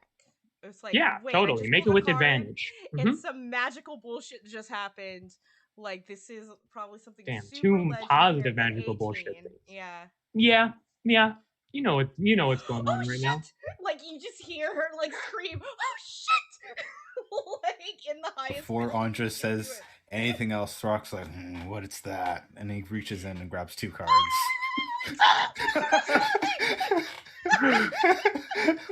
I don't have a cards on me, so if you All right. if you may wrong. It's a deck mini. All right, let's go. I will Let's be do it. right back. Okay. So Queen of Clubs, Flames. You just on A fire. powerful devil becomes your enemy. The devil seeks your ruin and plagues your life, savoring your suffering before attempting to slay you. This enmity lasts until either you or the devil dies. Cool. Cool. So you pull out a card, and it has like a almost like cartoonish depiction of like a devil, right? And then and it just kind of like pops out at you and like, "Grr!" And then there's just like you just have like a chill go down your spine. And then the second card, trying to just get to, all right. That will be Queen of Spades. The card's Medusa-like Visage curses you. You take a -2 penalty on saving throws while cursed this way. Only a god or the magic of the Fates card can end this curse. As you pull out a second card, thinking this will be better, and you see a Gorgon stare at you. And everyone, you see some of not a ton, but some of Throck's scales become stone, and the cards disappear and are done. Really good things can happen, but also Not bad picking up. things can happen. It's not picking you up there. Oh, really good things can happen, but also bad things can happen, Throck. Oh, maybe we should wait before we just pull. Okay. He just gave you this? Yeah, he said something about being an absentee dad for too long. He's going to try to make it up, and me being his first biological child. So So the Moheel isn't your dad. Are you okay? no, Oh. I don't, because Cardinal Resta was working for him for my dad to apparently bring me. Oh, I'm so confused. I don't know what's going on. It's all right. We'll work it At out least, over wine. yeah, wine sounds good. Mm-hmm. At least Mother can't say anything about me in home because Your mom was a monster fucker, wasn't she? Yeah. I mean, there's nothing wrong with that. I mean, no, there's absolutely nothing wrong No. with that. no, It's just an amusing. it's not what I amusing to think expected. about. Yeah, it's just something. It's just something we can make fun of her about later. Especially when you hear him talk. How does he sound? He sounds like that's about to tell me it's high noon or something. It's real twang. Uh-huh. It's not kind of what I pictured, given that he's like 3 times my size. Oh, so he's a big one. I guess Mother and me like that, have that in common. We like big things. It just looks over at Honghuzi, like, and I don't know if you can hear what they're talking about, but I see for a second, Honghuzi, you just see Anja like look over you and gets like really squirrely, evil eyebrows like furrow, and she's like, I feel like Honghuzi like he heard like at like some of that, like looked over like slightly worried. Like Throck all of a sudden feels like mildly worse, but it's probably fine, right? Like you know the smart wizard's right there. It's paladin. I'm sure it's fine. I'm sure everything's fine. Everything's fine. Speaking of things that are definitely fine, Henry. Yes. Right. Yeah. He'll hold up the yeah. This is what's left of the Alhoon. Of course, he's got the. I don't know if that's like a spell book or something, but you probably know what that is more than I do. That is their amulet. If a non-illithid person were to put it on, they would become the Alhoun. Wonderful. Well, But the Alhoun would take over. yeah. Anyway, on pain of imminent death, he's promised that he can, or they, I suppose, I didn't really ask, that he can get you get all the functions on the ship unlocked for you. Of course, on the condition that they get a body. But seeing as you'd probably know a lot more about what functions you need and whether or not he's locked those up or not. Feeling like you should have at least, some say in whether or not you're following through on this. I must admit a certain curiosity to whatever systems they might have placed within their project. However, I've not interacted with them. While I would enjoy the potential of better equipment within the Nautiloid, I believe I must leave the judgment as to the efficacy of it to you and your companions, as I am not privy to working with them. You haven't been inside it yet? I have the Nautiloid. Yeah, yeah. Time for it. Have you not? Did you not go inside? Yes, I most certainly did.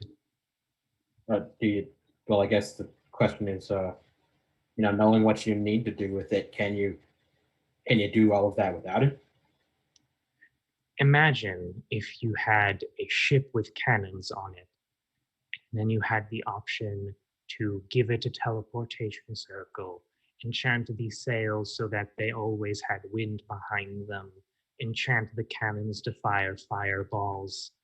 That's probably more of what we're talking about. It will always be useful and capable of taking me where I need to go and defending itself, but there may be additional components. And he'll kind of frown thoughtfully and sort of like place the bag, like a place like the bag containing like the Alhoun down. So I guess the operative question is given that I think you've got a good idea of the benefits, are they worth the cost? I dislike the idea of anything in Alhoun around as I leave.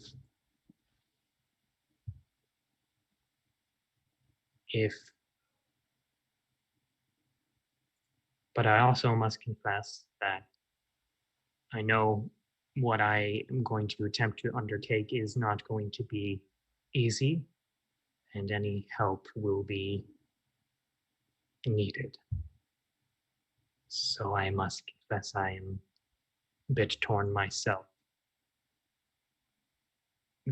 The Alhoun will certainly not tell us what systems they are alluding to is that their only bargaining chip. But what do you think? Can we trust that word? I think that they'll try to screw you over at the earliest opportunity.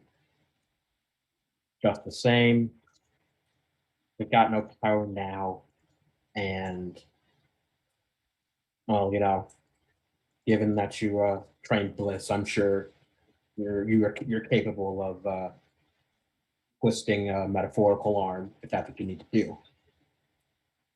So sounds to me like, long as you're very careful, you can manage the risk. You can manage the risk well enough to at least get some benefits out of this before your hand is forced.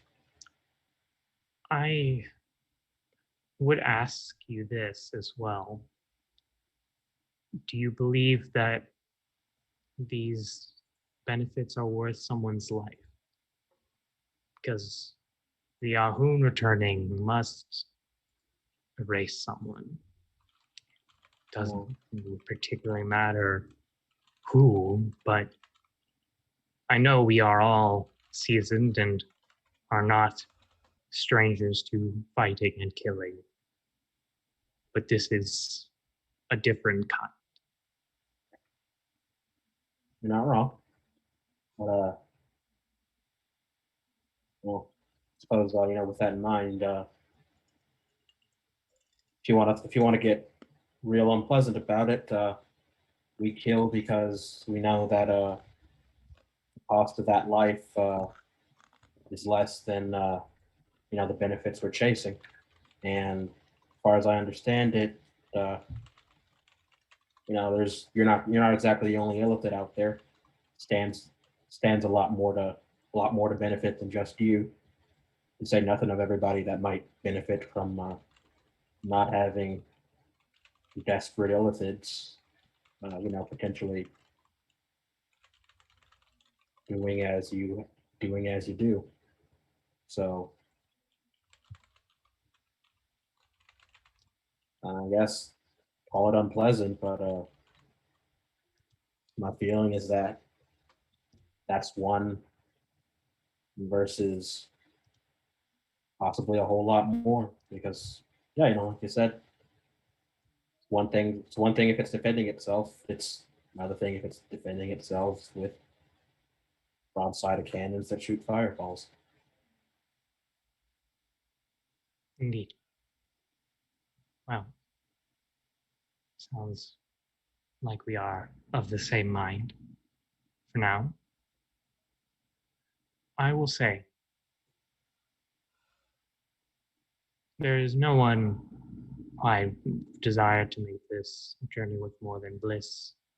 Her talents are invaluable and incalculably suited for what I need. But I find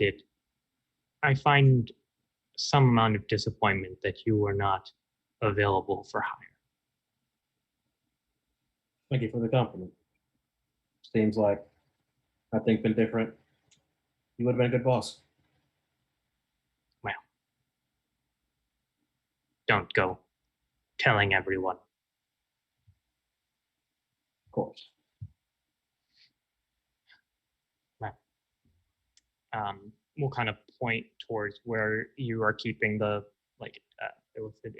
the device. I believe you have something I need to begin this process of moving ownership. Right, yeah, and he'll carefully extract the thing and hand it over. Thank you. This will take 2 days to properly complete, at which time I will be on to my next phase, which will not require me leaving Oreo. Got it. I'll make sure people know. And since this is pretty much your responsibility now, he'll also hand over the little bag that is carrying the Alhoon's necklace in it. I figure they'll get in contact with you sooner or later. You can handle that. All right. And as the camera kind of pulls away from that scene, I feel like it comes in on Andrea and Alexander, having stepped away after the kind of conclusion of little escapade here.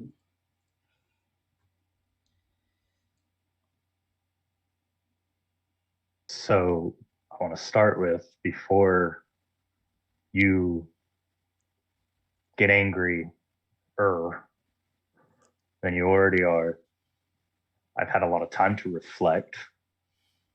I have thought a lot about when I was battle bad, and I will say that honestly, I made a mistake.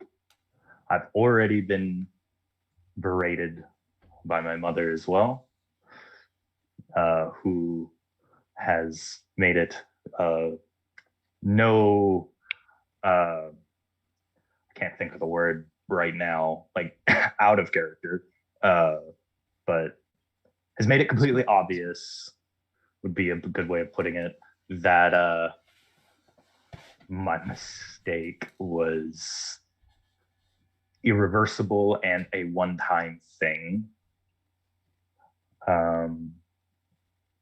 And now I think you have things to say and or yell at me. So, yeah. I just wanted to start off with that so that we're on the same page there. That was an incredibly... Can't hear you. Oh no. Okay. Come on, Mike. There it goes. It has to catch me and then it's good. That was an incredibly long-winded speech, and I didn't hear "I'm sorry" in any of it. I was going to wait for you to tell me or talk to me, and then I was going to. I have a thing. That's not the only long-winded speech I've had time to come up with. I had a separate apology speech, but that one's, I wanted to get. You should have just said, "I'm sorry." Alexander, it's gonna take a lot more than words for you to be forgiven.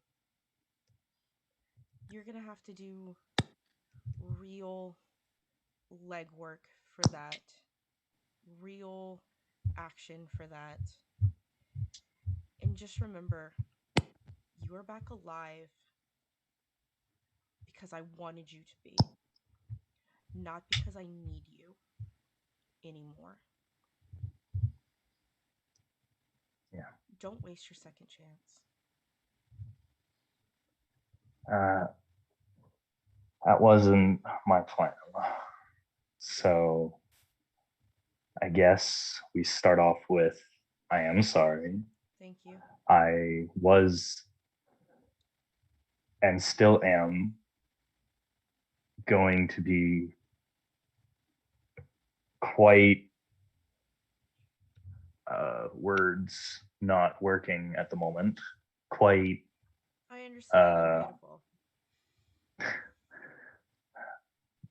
Gives a little nod, like, yeah, I can't deny that. She looks awful right now, by the way. Yeah. Because he gives a shit. No,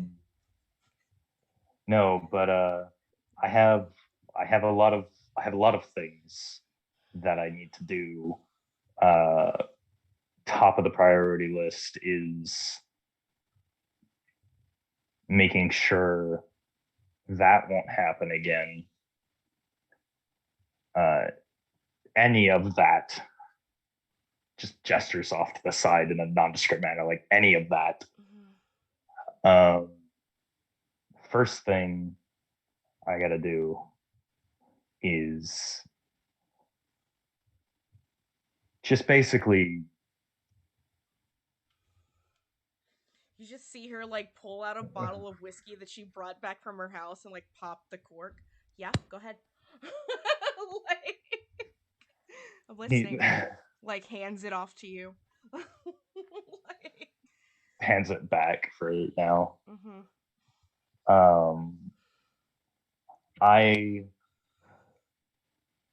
I'm back, and I don't plan on squandering that.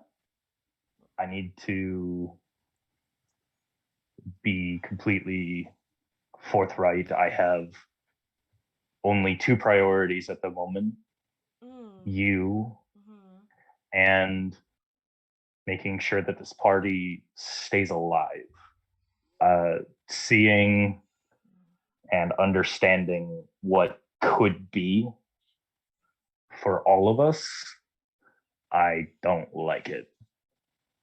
I want to stay,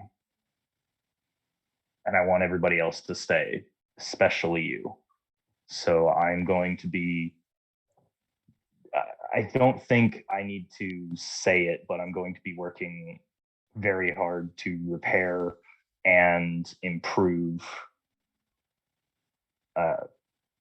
everything would be a good way to put it. So you don't have to forgive me yet. I know I won't. I know I didn't expect forgiveness. I only want understanding and what's the word? No, understanding is right. Understanding is the correct word.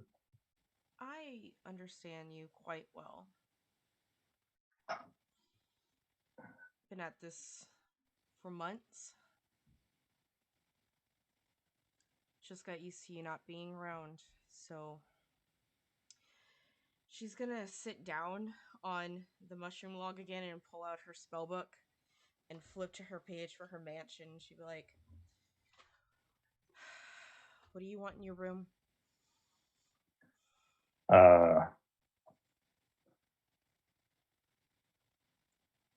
Kind of gives you a confused look because he's not entirely sure what you're talking about. I can make a mansion now. What do you want for your room that you stay in?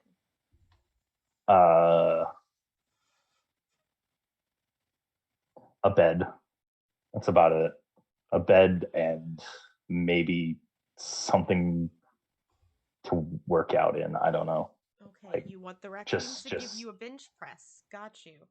Like, do you also want a rabbit wheel, like a hamster wheel to just run?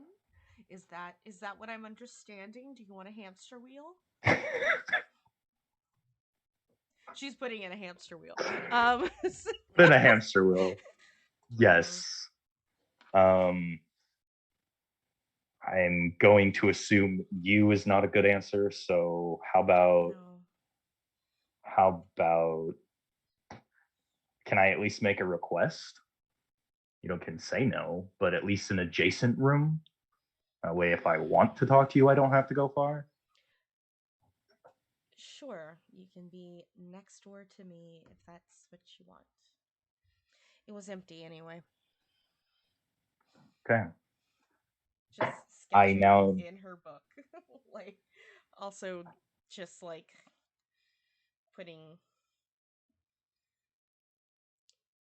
I told our sister that you were dead.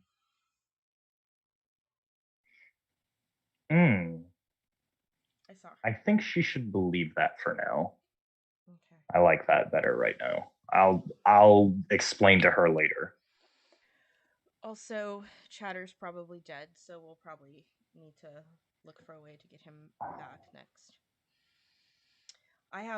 Yeah, he just kind of for a second deflates. Like, he's been holding himself up nice, but like now it's just you see just the instant change come over him. It's just instant like, oh, great. And then she pulls out of her back pocket and she hands you like a petri dish. She goes, when you get a chance, just genetic material, please.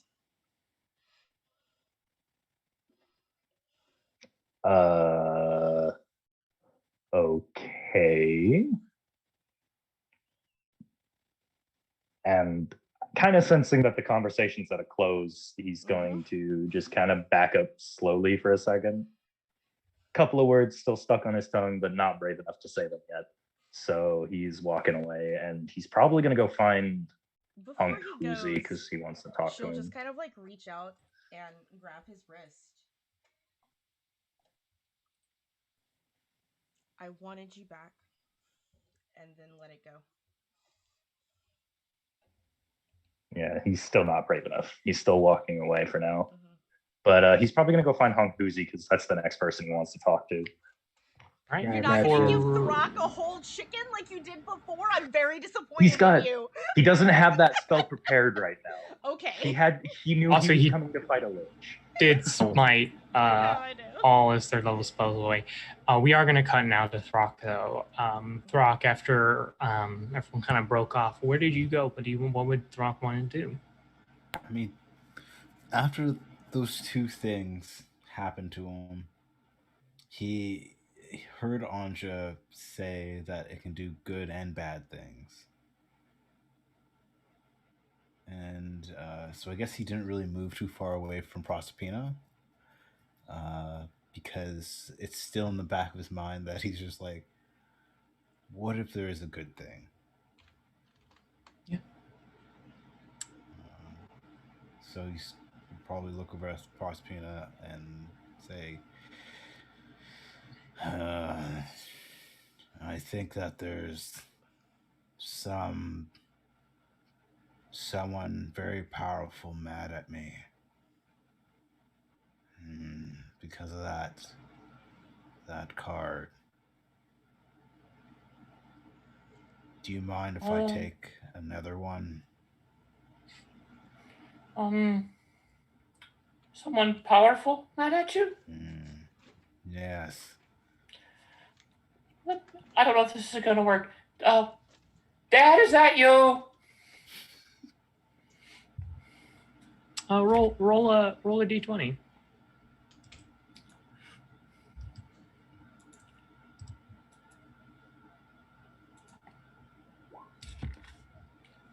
Honey, I don't want to get involved with you and your little friends. You keep whoever you want around you, all right? Okay. All right. Talk later. Bye-bye.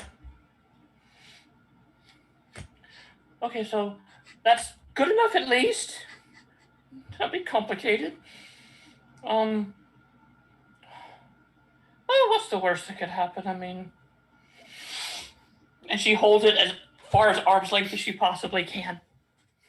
And Throck pulls another card from the deck. Okay. Two of spades, balance. Your mind suffers a wrenching alteration, causing your alignment to change. Lawful becomes chaotic, good becomes evil, and vice versa.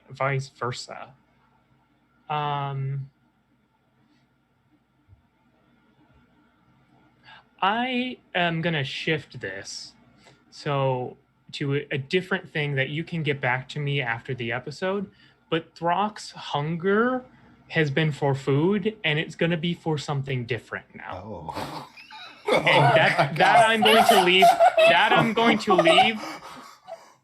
That I'm going to leave up to you, Montana, as an improviser, to get back to me when you figure it out. But Okay. Throck, it's not a noticeable thing right now, and it's not something that you So what can happens when he pulls the card? You pull the card and you see there's just scales, like judges' scales, and you stare at it, and it's like trying to see one of those like those things where you're supposed to stare at it, and eventually it'll come into focus, and you don't realize it, but Proserpina, Throck spends maybe like a good 5 to 10 minutes staring in this card, and eventually just goes up in the air, and you Throck, you're like, it's one of those like you where am I? What? Sorry, I need to like catch up. You were like, we're in another place for a bit. You okay? That was weird. Or than usual. I feel different, but I can't think about what it is. I don't think anything happened. Well, Nothing happening's better than something bad happening. I might And at want to least pull another one, but not right now. yeah. Let's wait. I'm just yeah. I need a strong drink. I need a really strong drink. Yeah. I'm gonna go find Hunguzi. So Throck's just you gonna and sit there staring at his hand. So Hung Huzi and Prospina, you are able to meet back up at finishing your conversation with Henry. Hey. Hey, you got something strong on you besides yourself? Just something like strong, really, really strong. What kind of really, really strong are you talking about? Let's just say that I learned something very interesting about Mother, and it makes things really interesting. And I just need a drink. Okay. So you just don't want to think for a few hours. Okay, I got you. Yeah, brain bleach. Yeah. He's gonna. This drink is going to be how you say spiced. So we'll probably have Okay. Rob get back to us on the appropriate safe. Uh, All right. yeah. And I think Alex was also walking this way. Yeah. Yeah. Yeah. Hey, boss, you good? He says yes, but it's an obvious no. Well, I mean, you can imagine gestures in direction of Anja. I mean, she was really upset when you died. She was really hurt. Yeah, I know. I haven't been as aware, but I have been aware of some things that have happened. And yeah. That was one of the things I was aware of.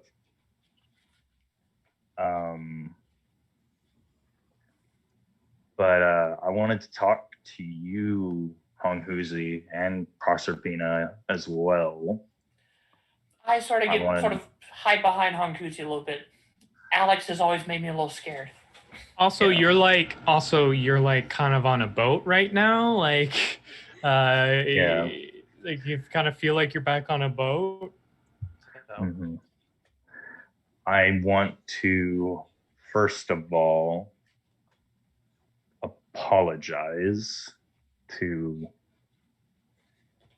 mostly both of you, but mostly Honghuzi, for kind of just, dying. A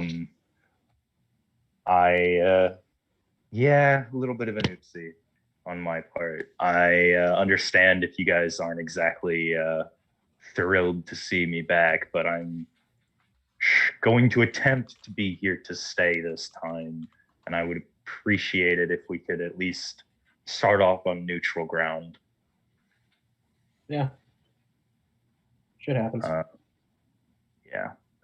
I know you've never been quite comfortable around me, Proserpina, and normally I'd say that's how I want people to see me, but you're my party now. You're part of the family as far as I'm concerned, and I want everybody to feel safe around me and such. So I'm just going to leave this here, and he's going to put out a piece of paper, and he's going to draw his family symbol and hand it to them and say, next time I would, if you've deemed that I've fucked up more than previous times, I ask you to burn this. Otherwise, I would ask you to keep it. And as a show of good faith, I would ask you to keep this. And if you feel that I'm digressing in some way, please let me know. I'm not the best judge of my own character, apparently. I'm asking you, Honghuzi, as someone I trust immensely, to do this for me. All right. And he'll carefully fold it up see him put it in a little pocket of his shirt. Mm-hmm.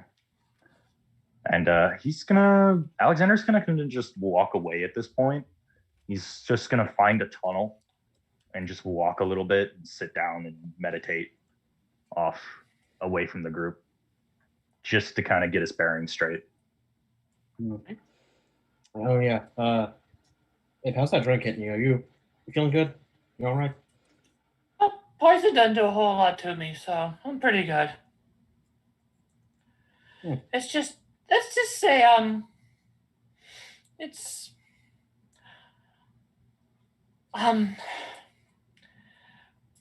the first time that we, in Mother's little place in the city in the clouds, and you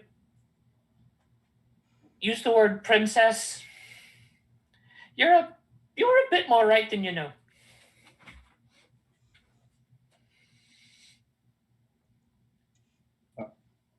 Oh. You have not talked to my actual father yet. I figured. Yeah, well, I thought it was Molehill. That's what Mother kind of led me to believe. Oh. You know how when we were in the Temple of Loth and I was told that I'm sort of what was offered in the contract? Oh, you thought? Oh. Okay, I guess. I'm not exactly yeah, I did too. Turns out that I'm the first time. It was the first time that Mephistopheles had biological children. And hi, it's me. Oh, that's that's why she took it. That's why she took it. Yeah. Because I wouldn't know. So yeah, and he said this was a down payment on being a better dad. So deck of cards? That's why he gave me these deck of cards. Yeah. Like regular weird stuff playing happens. cards? Weird stuff happens. What kind of weird? Sometimes it's good stuff. I mean, Anja got a deed to some property. Throg's been having some real bad luck, it seems. I pulled one card and a comet shot into me, and I mean, I feel a little bit more confident, but which I guess is good, but I don't know. Is it like a sex thing? And he'll kind of only if you want it to be, but not in public. What? I don't. I at least if it's I gotta at least try it out first. Guys, I don't know if it's he'll reach out and very carefully pull one out. And I don't have anything, so do please draw 4.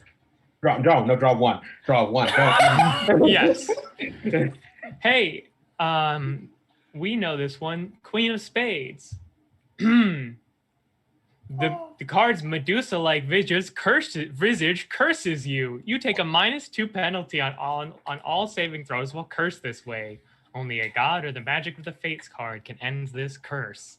As you look, and there's just it's kind of cartoony and poorly drawn, but this visage of a Medusa that still kind of you feel it looking into you, and then you've just kind of, as you kind of, the card disappears, basically whenever you move a joint, it just is a little tighter, you're just your whole body's just a little stiffer. Wait, his whole body's a little stiffer? Oh. Oh, so good. Thank you. Oh, right. Come on, I'll go rub it. I'll go rub it out.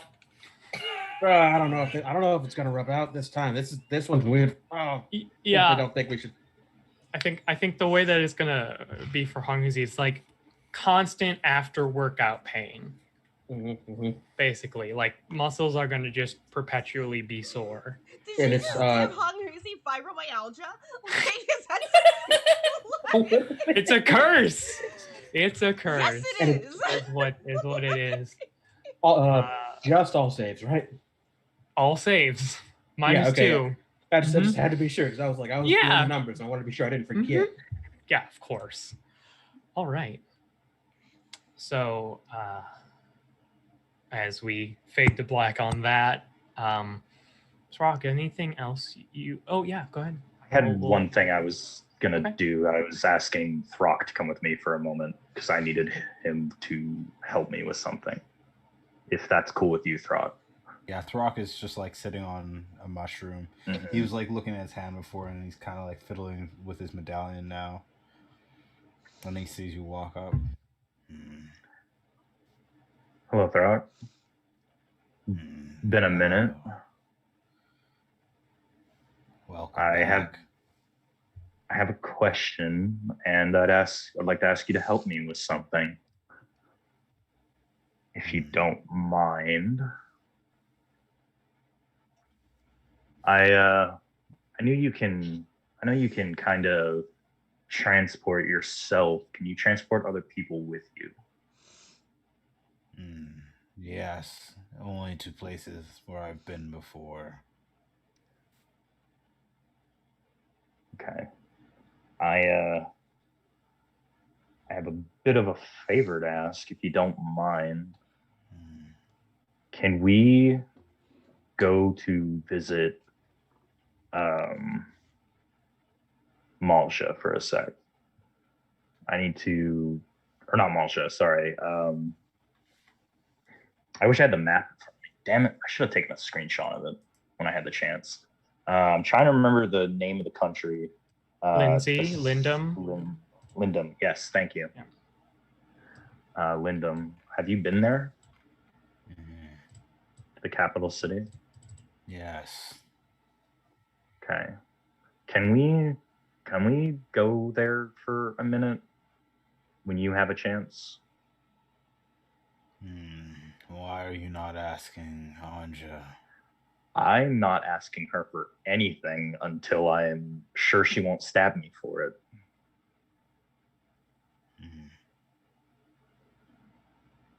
She was very sad for a very long time. I know, and that's what I'm working to fix. Well, attempt to fix. What are we doing there? I just need to talk to a couple of people, but specifically I need to talk to an old friend, an old paladin friend of mine, and get some advice from him.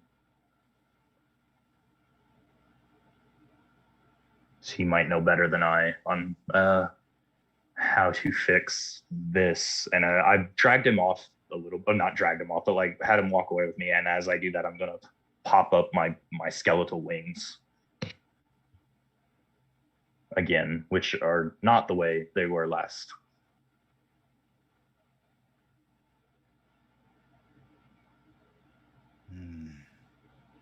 Your steed, as you call it, looks different. Your wings look different. Is this not a punishment?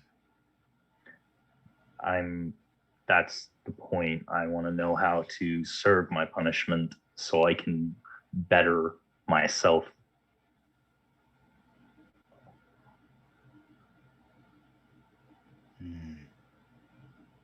I was hoping he would have answers for me. I will take you there.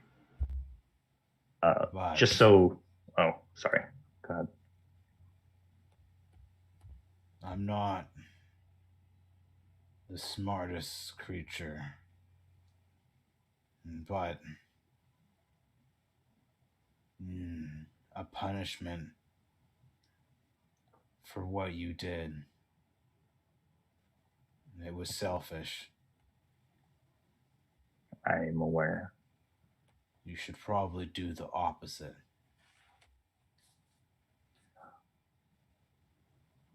It's not uh it's not for selfish reasons that I'm trying to, I don't know if circumvent is the right word, but I just want advice from him on whether or not I can, whether or not I should pursue a change or not. He's the only other he's the only other person that I've met with the same abilities as me and the same divine, I don't know if obligation would be the right word, but he at least is in the same line of work, shall we say, and I was hoping he might be able to help me figure out if redemption is possible.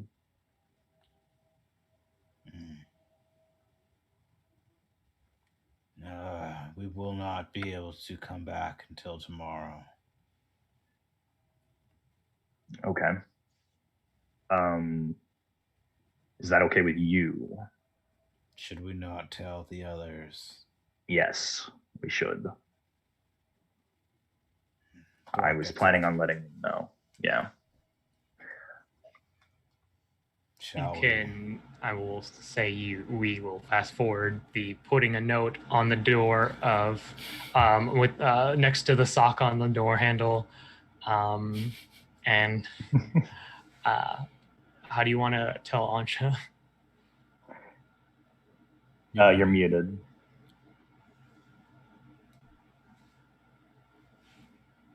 Anja, like, by the time people come in and the little tavern is back and running, Anja's going to be hanging out at the bar. Yeah. Alexander will kind of walk up and get her attention. I'm going to consult with our friend Starcall, Lumi, to. Why do you want to go talk? I'm aware. He because he's hasn't talked to Bliss in a while. Like, no contact. He's the one who exemplifies the path I want to take right now. And I want his advice on certain things. Okay. He obviously knows what he knows the things that I need to know in order to better myself. So I want to know what he knows about it. I'm going to ask you if that's okay with you first before I go anywhere. Grown ass man, and you can do whatever you want. Fair enough.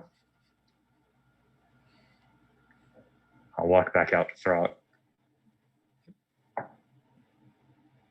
And Dark, you're just gonna teleport via plants. All right. So you appear in Lindum, the capital of the province that you have spent. Well, one of you has spent so much time in. You know that the Starcaller State's not too far away from the city proper. If you want to head directly there. Yeah. Out of characterly, I have told Luminous that Alex died. Yeah. Mm-hmm. Yep. Yeah, so I'm going to basically go knock on the front door, I guess, of the estate. Mm-hmm. And like a servant opens. Hello. How can I help you today? I'm looking to speak with either Luminous D. Starcaller or And you are Tell him Alexander Bogmar is coming to talk to him. He'll know who I am. Do you have a message I can take? I think, yeah. Tell him I wish to speak with him on a subject we've talked before of redemption. Right. None of the laws ladies are home at the moment. They're all on campaign, so I will see if I can scrounge this ending up. But it's been quite a while since the Star Colors have graced these halls. So I was not aware of that. Defending our people. Okay. He's just gonna turn and walk away. All right, goodbye, I guess. Not close the door. Really wants to hit something, but instead he's just gonna walk back to Trock. That was a fruitless endeavor. He's not here. And I have no idea where he would be otherwise. So I guess we get food and figure out when we can go back. Yeah. What's on the menu for you today, big man? I'm good. Oh. He's gonna give you a real sideways look. You don't want to eat. No. Right.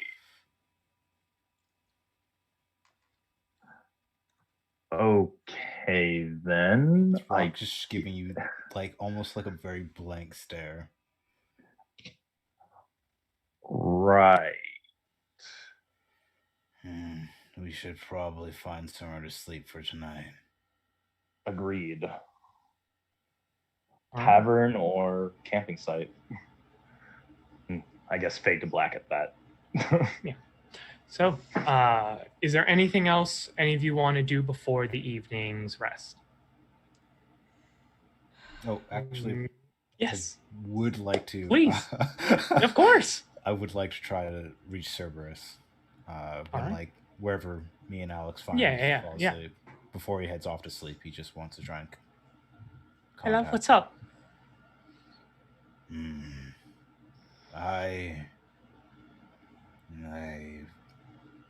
I did something today. All right. I killed a lich for one. Wow, good job. It felt really good. Well, you didn't destroy the soul stone, did you? No. All right, so you took him out for a while, but go on, sorry. I would like to find that eventually. Out of it, that's the million gold question, isn't it? Yeah. I also drew some cards from a deck that did some things. Oh. Do you, how would you, as a rule, maybe stay away from the cards for a bit? Did something bad happen, or how do you feel? I mean, you're not trapped in a gym, so that's good. Take that as a win. That could happen. Oh, for sure. I mean, you could also get a wish, but I mean, listen. I shouldn't have said that. Listen, lovey. There is potential for reward, yeah, but high risk. Oh. It sounds like you already haven't had much luck, so I think No. taking it easy for now is going to be maybe better.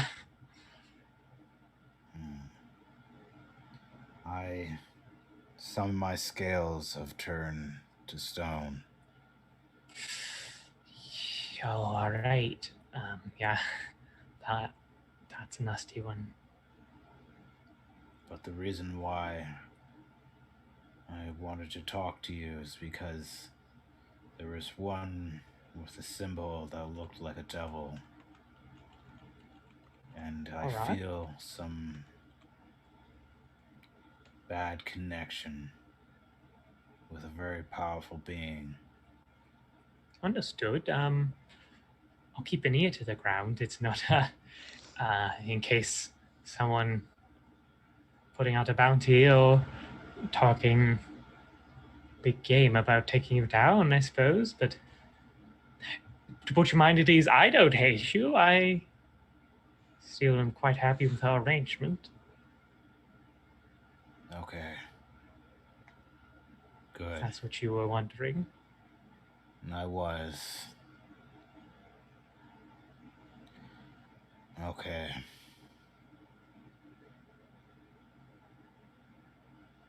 I think that's all I wanted to talk to you. Besides, maybe he pauses for like a good 6 seconds.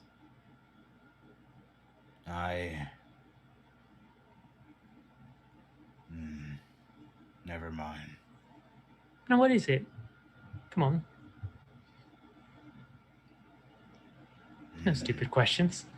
Except for some I've heard from people coming into hell. Tell you what, recently deceased people who went through the River Styx are not on their A game. No, they wouldn't be. No. Sorry, go ahead. I don't hunger for food anymore.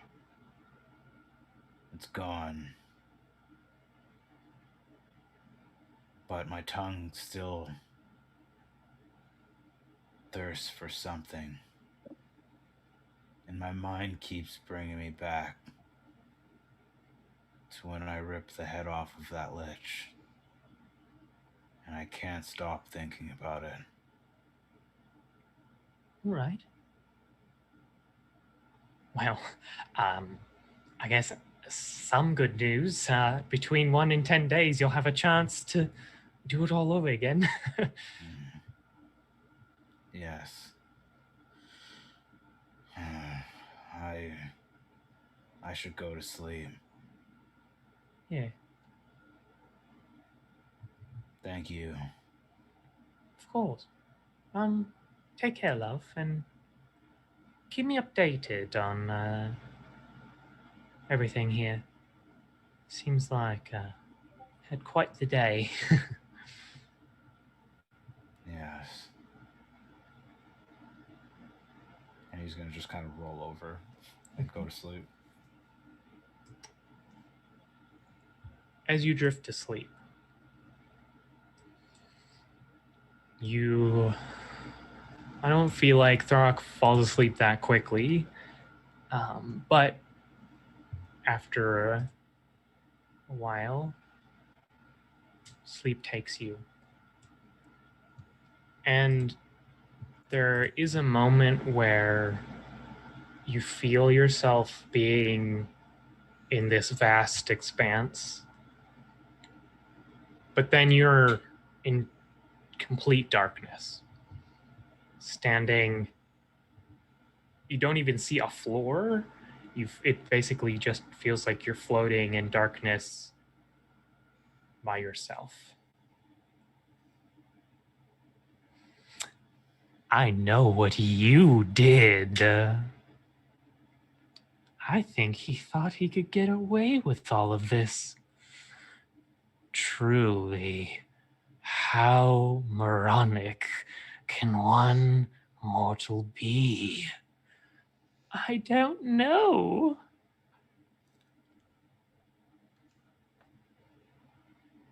Who do you think you were meddling with?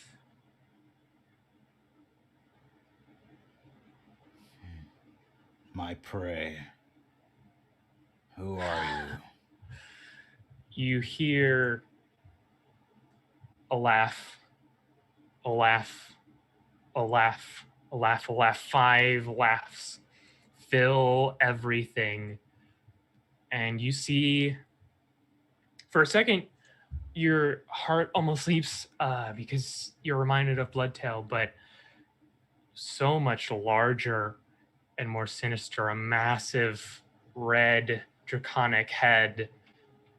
It would be able to easily, like, its eye is, you're only slightly taller than it, just the eye in this head kind of rears itself out of the darkness. And then another one, the same size with blue scales. And then another one, green, white, black, until there are 5 massive heads staring down at you. The red head looks down at you. You think you think I am prey?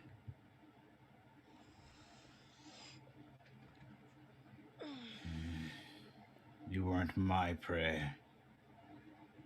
You were Bloodtails.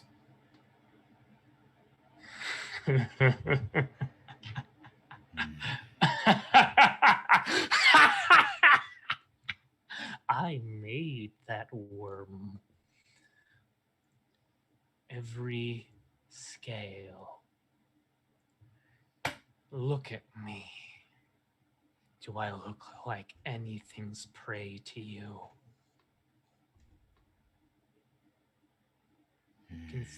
You can like feel the anger radiating off of this.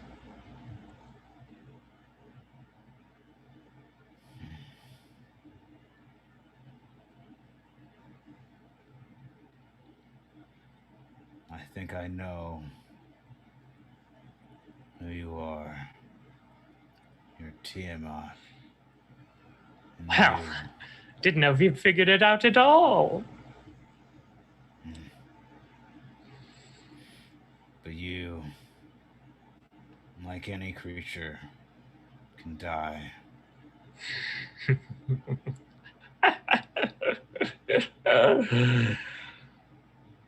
The black dragon head speaks up. And you think our one upstart child is going to take me down?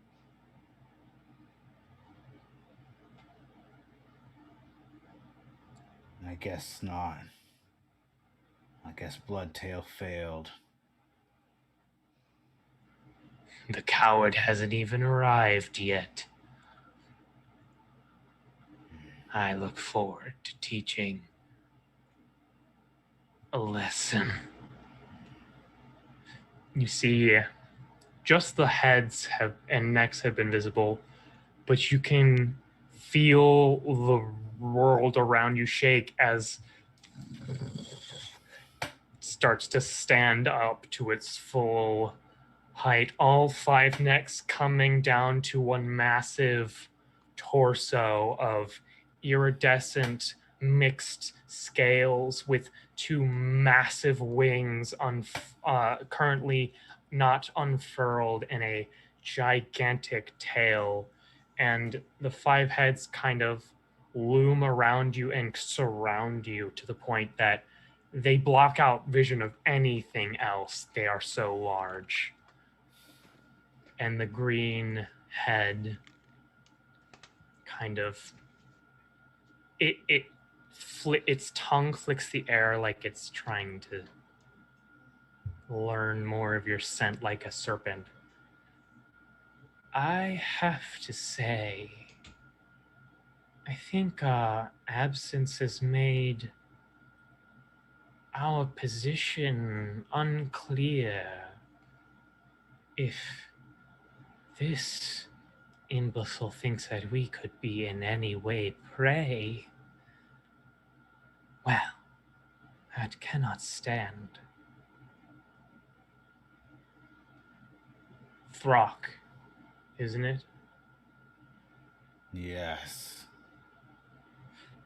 Throck, when I have torn each scale off of my upstart child and hung it out side of my prison as a message to every devil and being that comes through this plane, I'm going to find you and make you the lesson for the plane you call the material.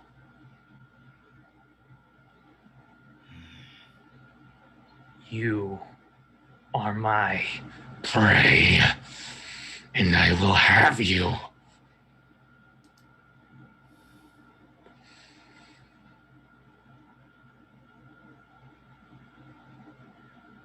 Then come. And all at once, all 5 heads lunge and bite at you, and the vision is over. Alexander, you drift off to sleep as well, having been maybe a little disappointed in what you tried to do today. As you drift off, you find yourself in a vast field. You can see old weapons and armor littering as far as the eye can see. A massive battlefield with no fighters at the moment.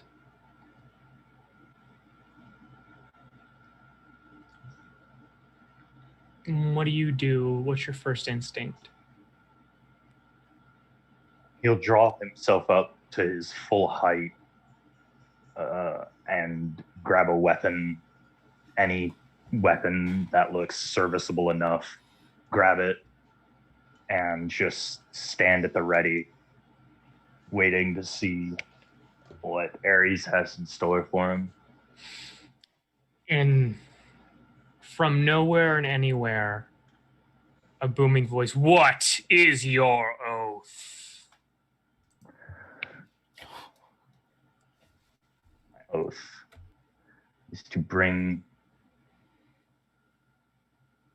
As you pause it's sorry, that was an out of character pause. Okay. Because my brain is not catching up to my body. Understood. Okay. Sorry. No, that's fair. I have to think for like 2 seconds because I know this, and he would definitely know this, but I don't remember off the top of my head. I'm gonna say, roll an intelligence check. That is fair. Because you also have spent, you don't know how long drifting in the vast nothingness. And you also have had your world thrown upside down in multiple ways. So give me an intelligence check. Does it come to you? 13. You have to, there's like a moment of hesitation. I'm not saying you can't think of it. Like, go ahead and try and remember what you did, or if it was written down somewhere. But instant you hesitate, a Remoraz leaps out of the battleground and slams you across it. The thing that swallowed you whole before just slams into you. You fly across the battlefield. You feel the pain, but you know that you're not permitted to die from it. Like, you are just flung across this battlefield. What is your oath? He stands up a bit taller this time and says, "My oath is to bring war and to fight to survive and fight to conquer, is to douse the flame of hope, to rule with an iron fist and strength above all." Another Remoraz leaps out of the ground and slams you, and as it does, in your voice, it says, "I want people to feel safe around me. I want to protect my party." As you fly across the battlefield again. What is your oath?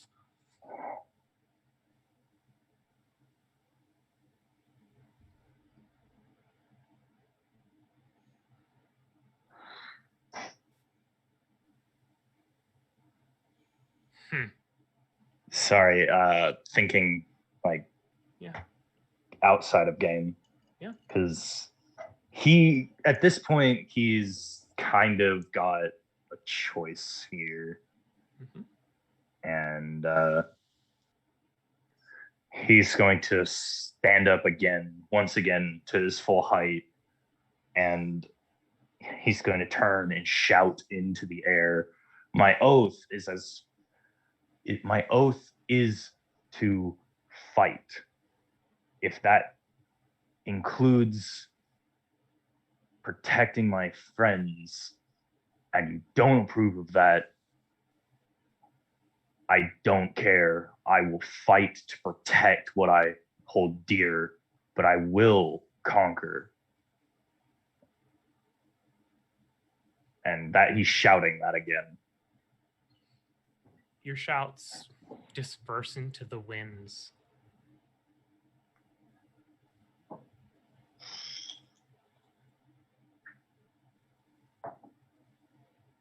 A new oath. But first, trial. Agreed. In that instant, you are thrown out of your own body. You are in a mountain range on a small divot. There is a large door nearby, and you see yourself falling into the mouth of a Remoraz as you reach towards ready to cast Dimension Door.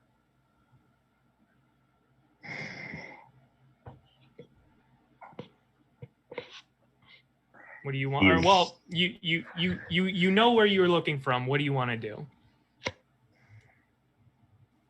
There's a moment of and then he's just going to, with everything he has, will himself to listen this time, to do what needs to be done, just because the glory of battle has taken him. He needs to survive so that he can live to conquer, live to fulfill his oath. And so there's this disconnect with what he wants to do and what he needs to do. And this time, I would say that his first thought is, don't make the same mistake twice. And he's just going to will the Alexander Falling to just do the right thing. Don't do the dumb thing. Then you're going to cast Dimension Door? Yeah. Cast Dimension Door, reaching out for yourself.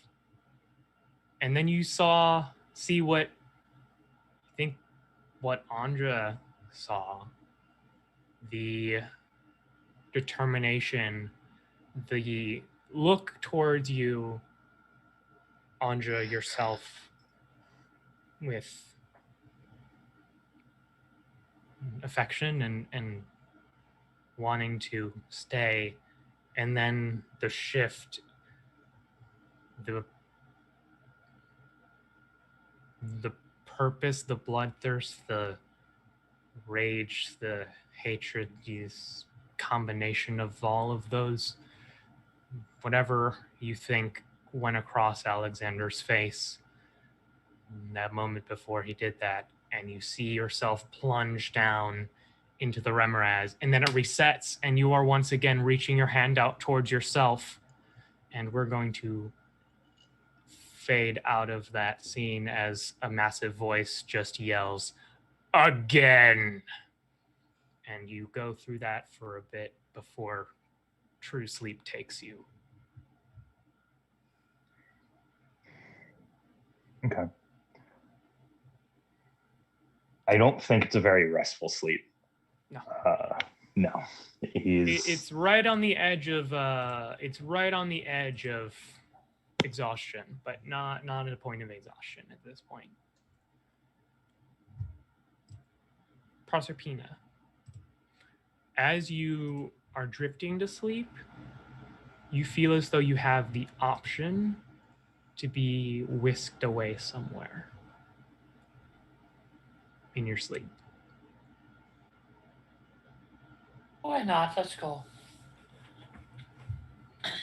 As you relent, you fall asleep and are once again back in the chamber with your father. In their humanoid size, I'm going to say feet up, propped on the table, skinning an apple. Well, I didn't know if you'd want to come. I don't know. I mean, the last year's been a lot, Sure. but I don't know. I wanted to know, so now I guess, and you said we had more to talk about. I figured let's talk. Let's see what happens. Worst case scenario, it's over. I'm dead. Okay. No, you're not dead. Now, there are rules to this kind of thing. I gotta follow them. You're not dead, and you're not my employee, so you get 3 questions. And then we have to say goodnight for tonight. Okay.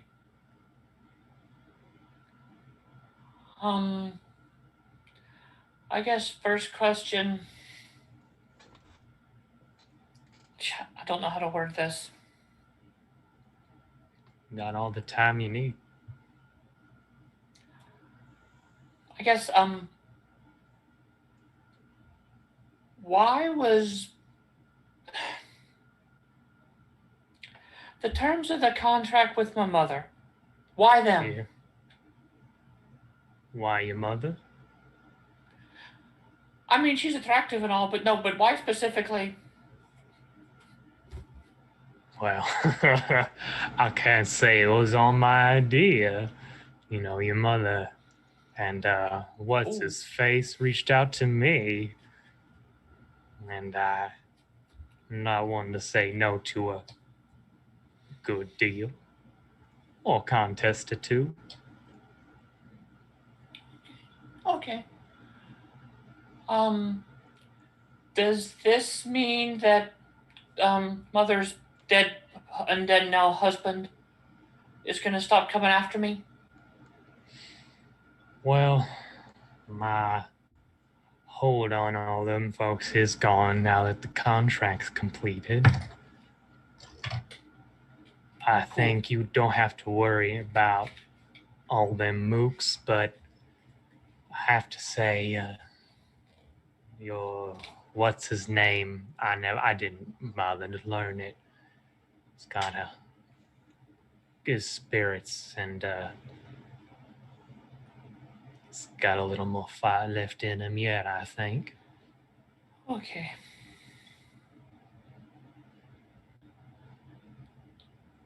Well, third question.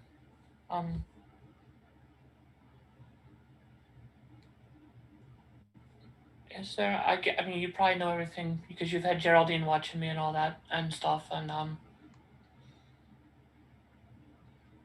is there anything? Is there anything you'd like to know? Well, that's a question I certainly wasn't expecting. I'm good at that.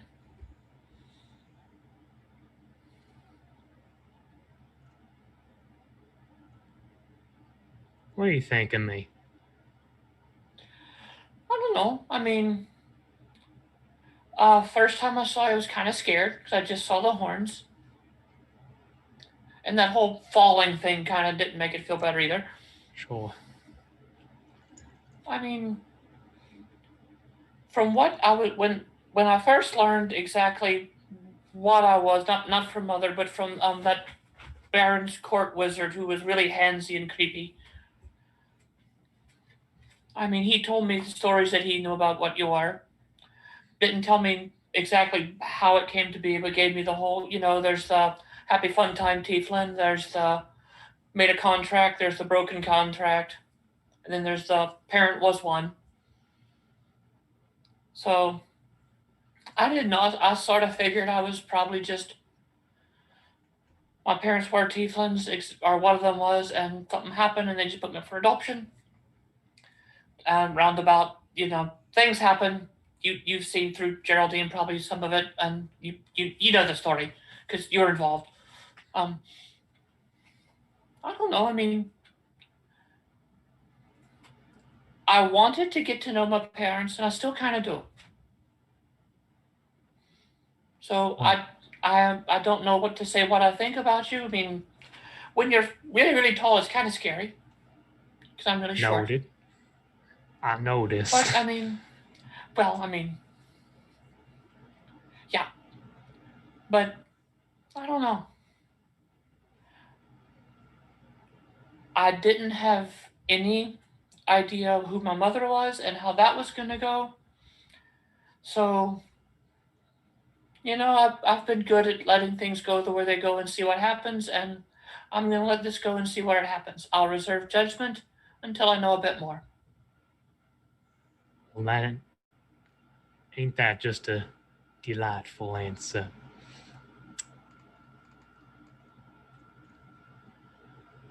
You and me can do a lot of things. Be real movers and shakers. So I'm looking forward to getting to know you better, having more of these talks. And friend, that's all. Have a sweet dreams and all that such. Okay. Bye-bye. And you are whisked away back to sleep. For the rest of you, the night passes uneventfully. Probably thankfully for Me and you. Hoozy are just sleeping so soundly. Like, we are just like, Yeah. oh man. So good. He got tired out. Like, no one's visited us in our dreams. So after some time, I'm assuming we'll skip past Throck and Alexander teleporting back. You five are back together again, probably eating breakfast in the tavern. It's like attempting to work out this ache that he's not going away. And I'm trying to help by massaging his shoulders. Why'd you the three of you look like total shit? Did you get any sleep? Oh yeah. So that's fine. It's just not you. those... You're fine. Look at our friends, Ho Ho. What? Look. Like, Proserpina's eyeliner is on very crooked. Alex did not brush his hair, and Throck is not eating. Throck, make a perception check.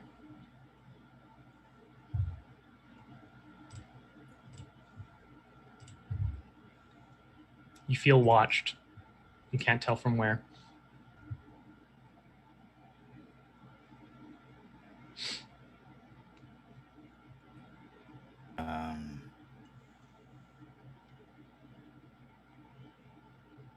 So, when I pulled the card, I felt like me and another powerful creature have some sort of connection, and I wasn't sure what it was before I went to sleep. Now, I know what it is. Throck takes a moment to collect himself because he understands what this next thing he's about to say is really going to rock the group.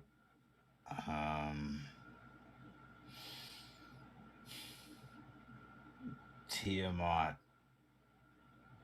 wants to kill me. Specifically. Hung Hoozy does the action, does like literally just.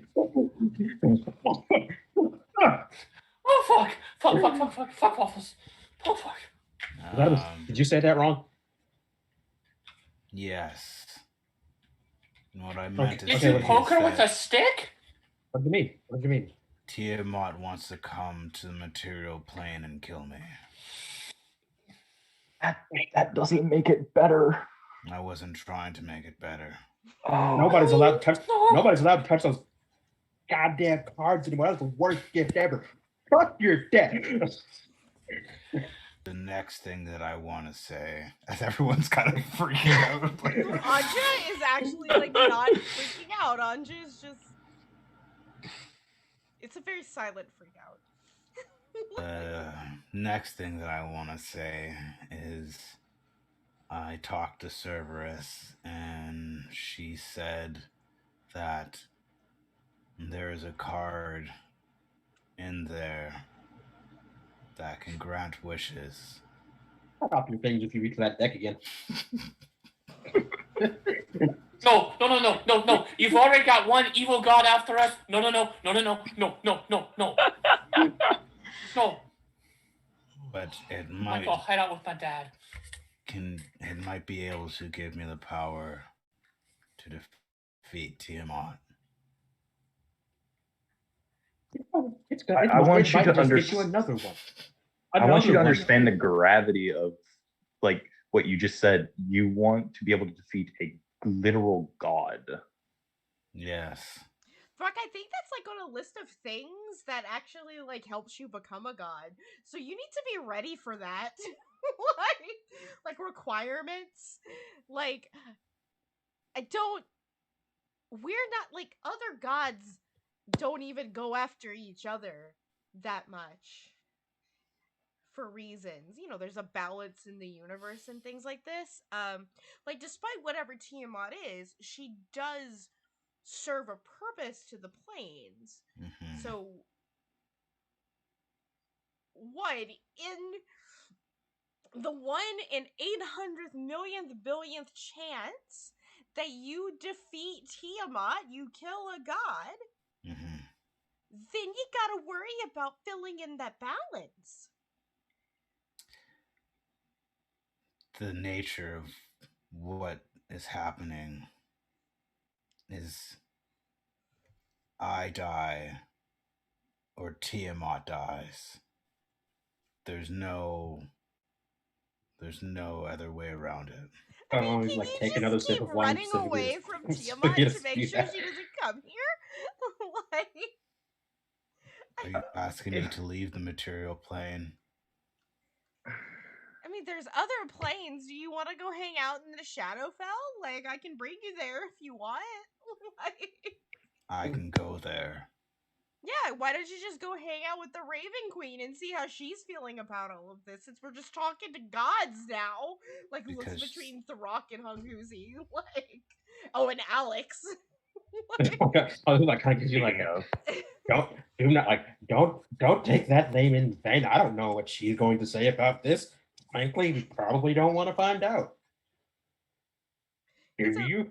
It's okay, Throck. We'll just figure out how to make you as strong as a god without pulling the cards. She's just gonna If give I- this look to Hunguzi. I understand what I was told. Weren't we already targeting her in some way? There's a big dragon man. Throck's boyfriend is going after him right now. Wait, they did? When? How did I miss it? So, the chemistry was there. We did a whole single ad, and they connected their boyfriends, or at least We were watching from the bushes. Yeah, we saw what happened. Like, but like barely first face. You know, where was I going with this? Turning me into a god.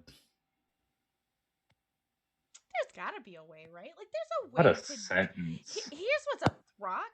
If I get strong enough, I can grant you a wish. Right. Hey, does that mean you could? This isn't going to go away, is it? I don't think. Yeah. No offense. Your magic is powerful enough. Because we'd already talked to a wizard that can do the same thing. And he said that he could not do it. So cool. So we just have to go and like, I don't know, consort the weave or the creator of gods or and see if you got a divine spark in you and see if you can become one yourself. If not, you're fucked. And then you're just running away for the rest of your life.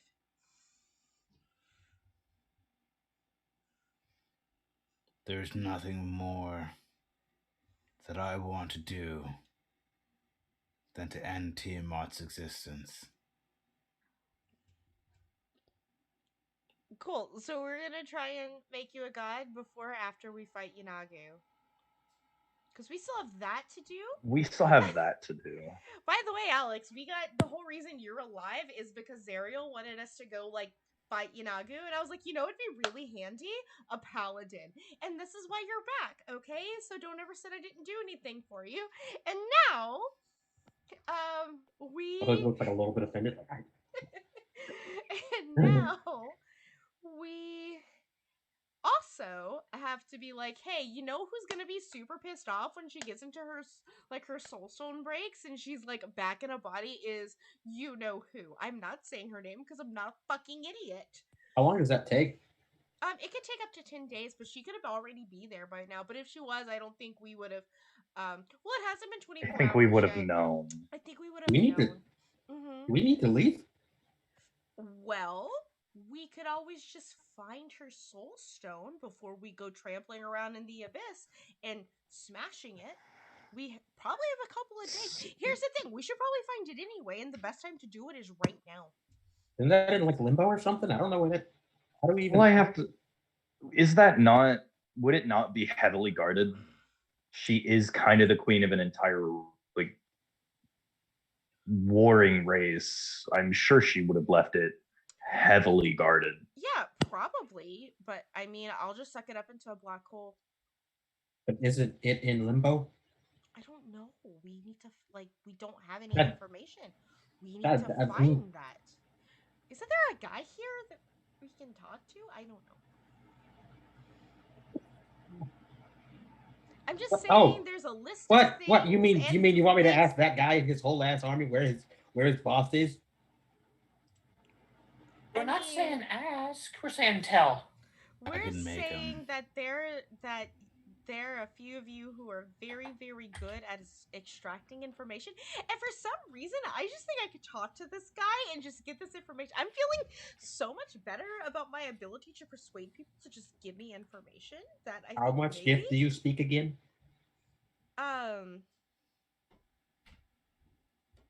He spoke things other than Gith.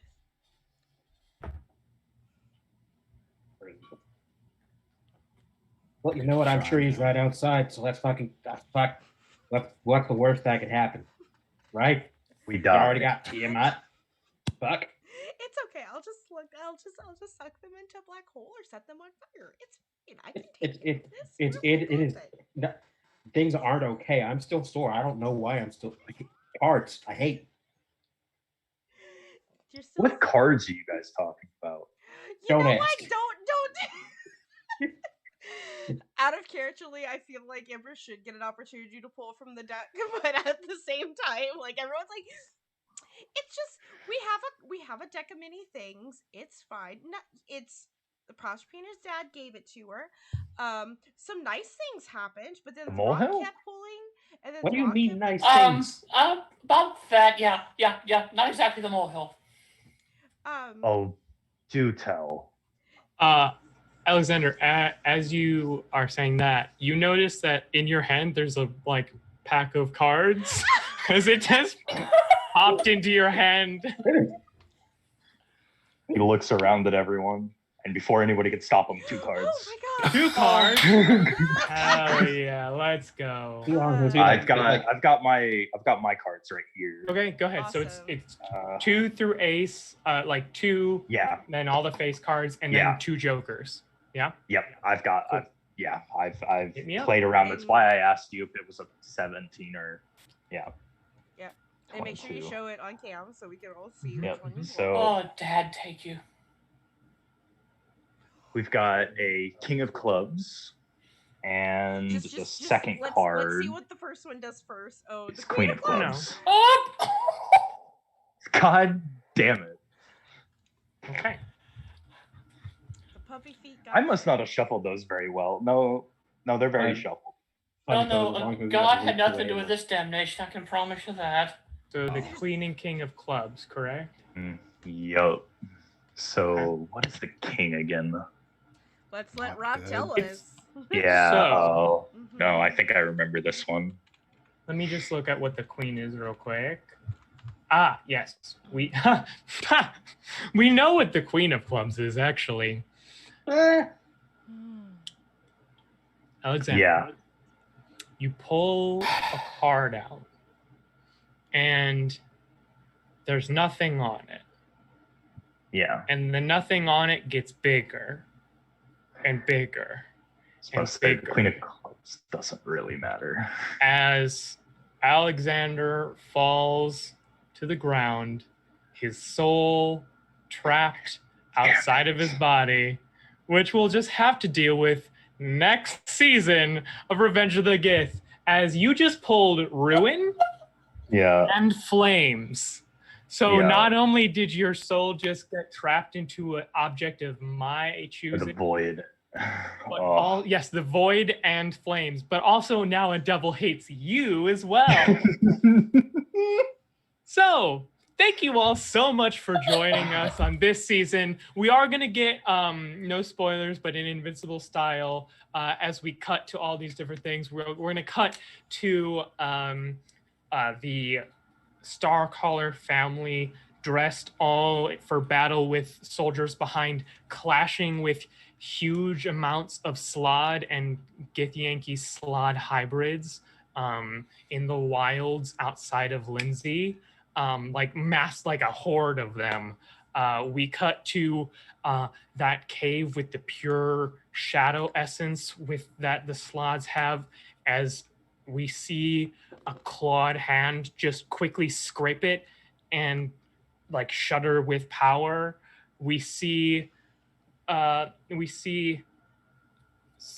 nothing but this perfectly round gem, which just briefly the camera sees a flash of Lakeith's skull in, and we see Bloodtail and some devils looking towards a massive prison in hell.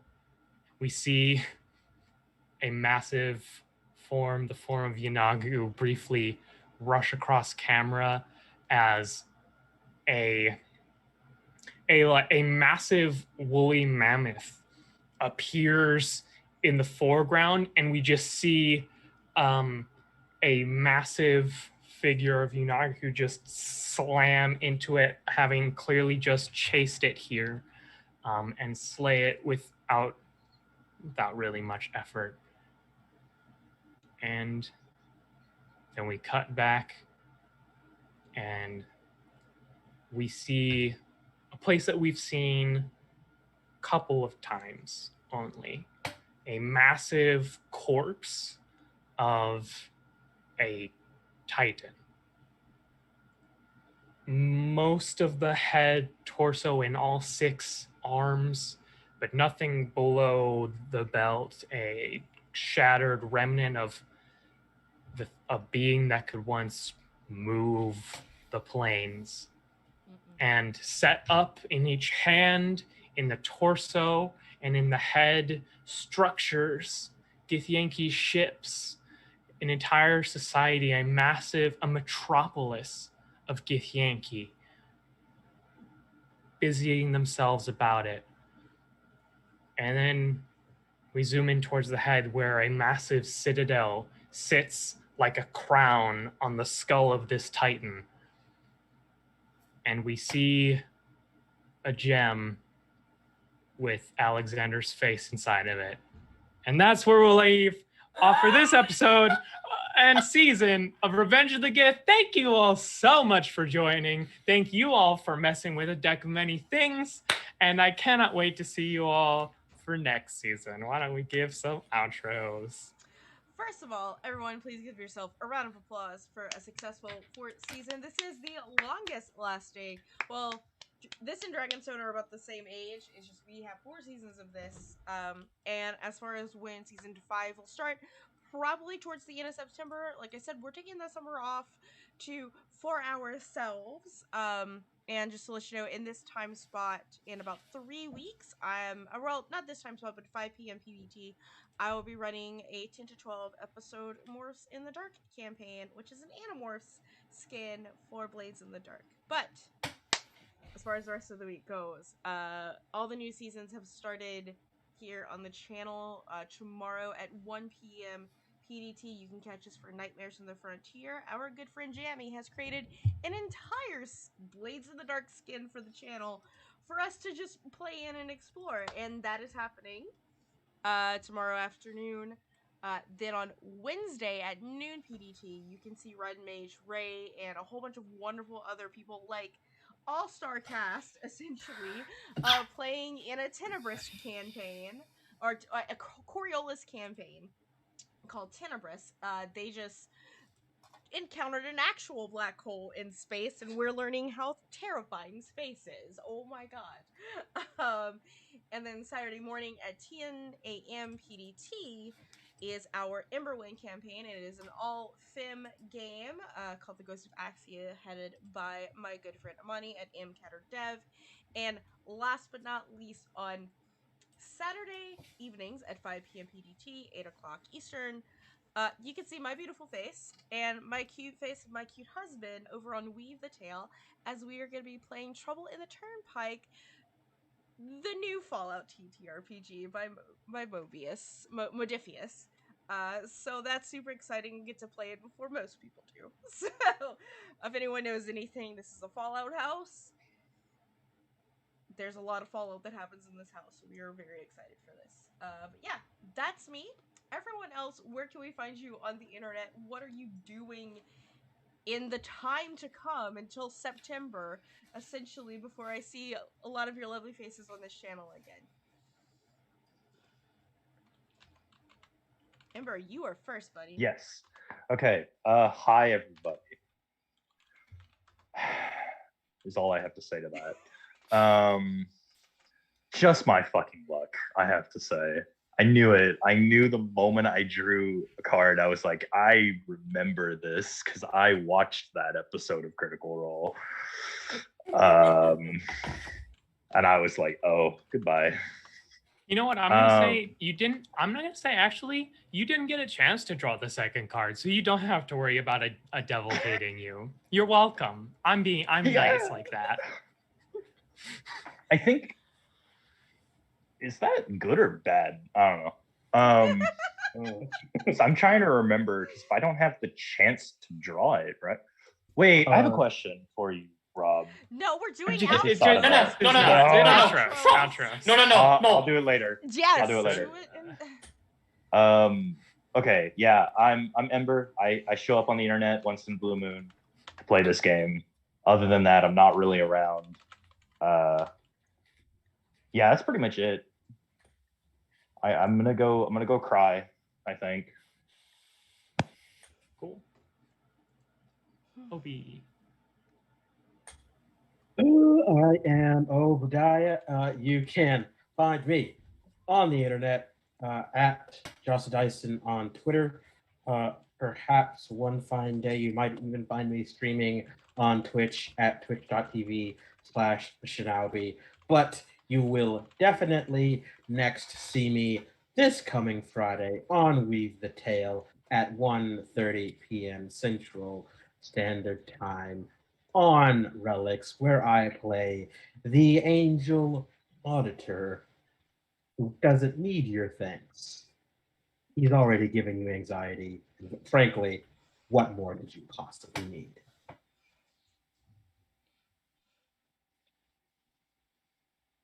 Robin. Yep.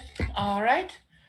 You can find me all over the internet as Robin_Shadle. Every other Thursday, I'm on Gruber McEvil's Twitch channel, DMing our 5e campaign, Scales of Eternity. Beyond that, well, when Morphs in the Darks, when the Animorphs starts up, my wife will be playing in that.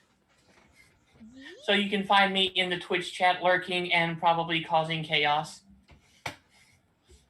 As a wonderful spouse will do. Beyond that, I'll be all over social media, mostly Twitter and Instagram, hawking my debut novel as well as its upcoming sequel and something else coming in July if it's finished in time. But it should have been finished in May. But right now, because it is Pride Month, half of all proceeds for Liam's Doom and half of all pre-orders for Carmela's Ghost will be given to the Trevor Project. So far, that's $55. So those who supported me, thank you for supporting the Trevor Project and the work that they do. Fucking buy Liam's Doom. I'm about halfway through it. It's great. Cool. Hi, I'm Montana. You can find me at Montana What on Instagram and at Montana What 2 on Twitter. And on July 11th, you can find me on my Twitch channel, Neospife, where I host and DM a actual Play 5e podcast where we're just like, it's called They Could Be Heroes. So it's about a bunch of kids learning about death and everything else in the world that's horrible in the world. Last session, I totally by improv they ended up finding a giant a giant bunny in the middle of the lake where their mouth led to the portals of the Feywild. So now I have to deal with level 2 characters heading to the Feywild. So you can see me fumble my way through that. Amazing. And hello, everyone. I am Robbie Rolling. I was your GM for this season. If you want to see more of me, you can follow me at Robbie Rolling on Twitch and Twitter, although the Twitch is not too active right now, I have to admit. But if you want to see me doing more TTRPG stuff, make sure to follow us over at Roll for Chaos, RF Chaos, where I am a player on our Thursday night campaigns. But also, I'm going to be part of a couple different projects there. Exciting stuff coming up in the future. Also, just a shout out, we are doing a charity one-shot tomorrow night of Crash Pandas. So also benefiting the Trevor Project. Nice. So if you have a chance, come check us out on Thursday night. My wonderful partner, Anna, will be running that particular one-shot. Got a lot of fun people. And of course, an obscene amount of work has been put into the art. So thank you all so much for watching this season. Appreciate all the support. Whether you watch one episode or all of them means the world. So I think that'll do for me. All right. Thank you, Rob. Thank you, everyone else. Once again, y'all are amazing. You're my favorite group of D&D players. Don't tell my other ones. But I will see you soon. Bye. Oh, we're rating critical misses. So, everyone, bye. Stick around. See you later.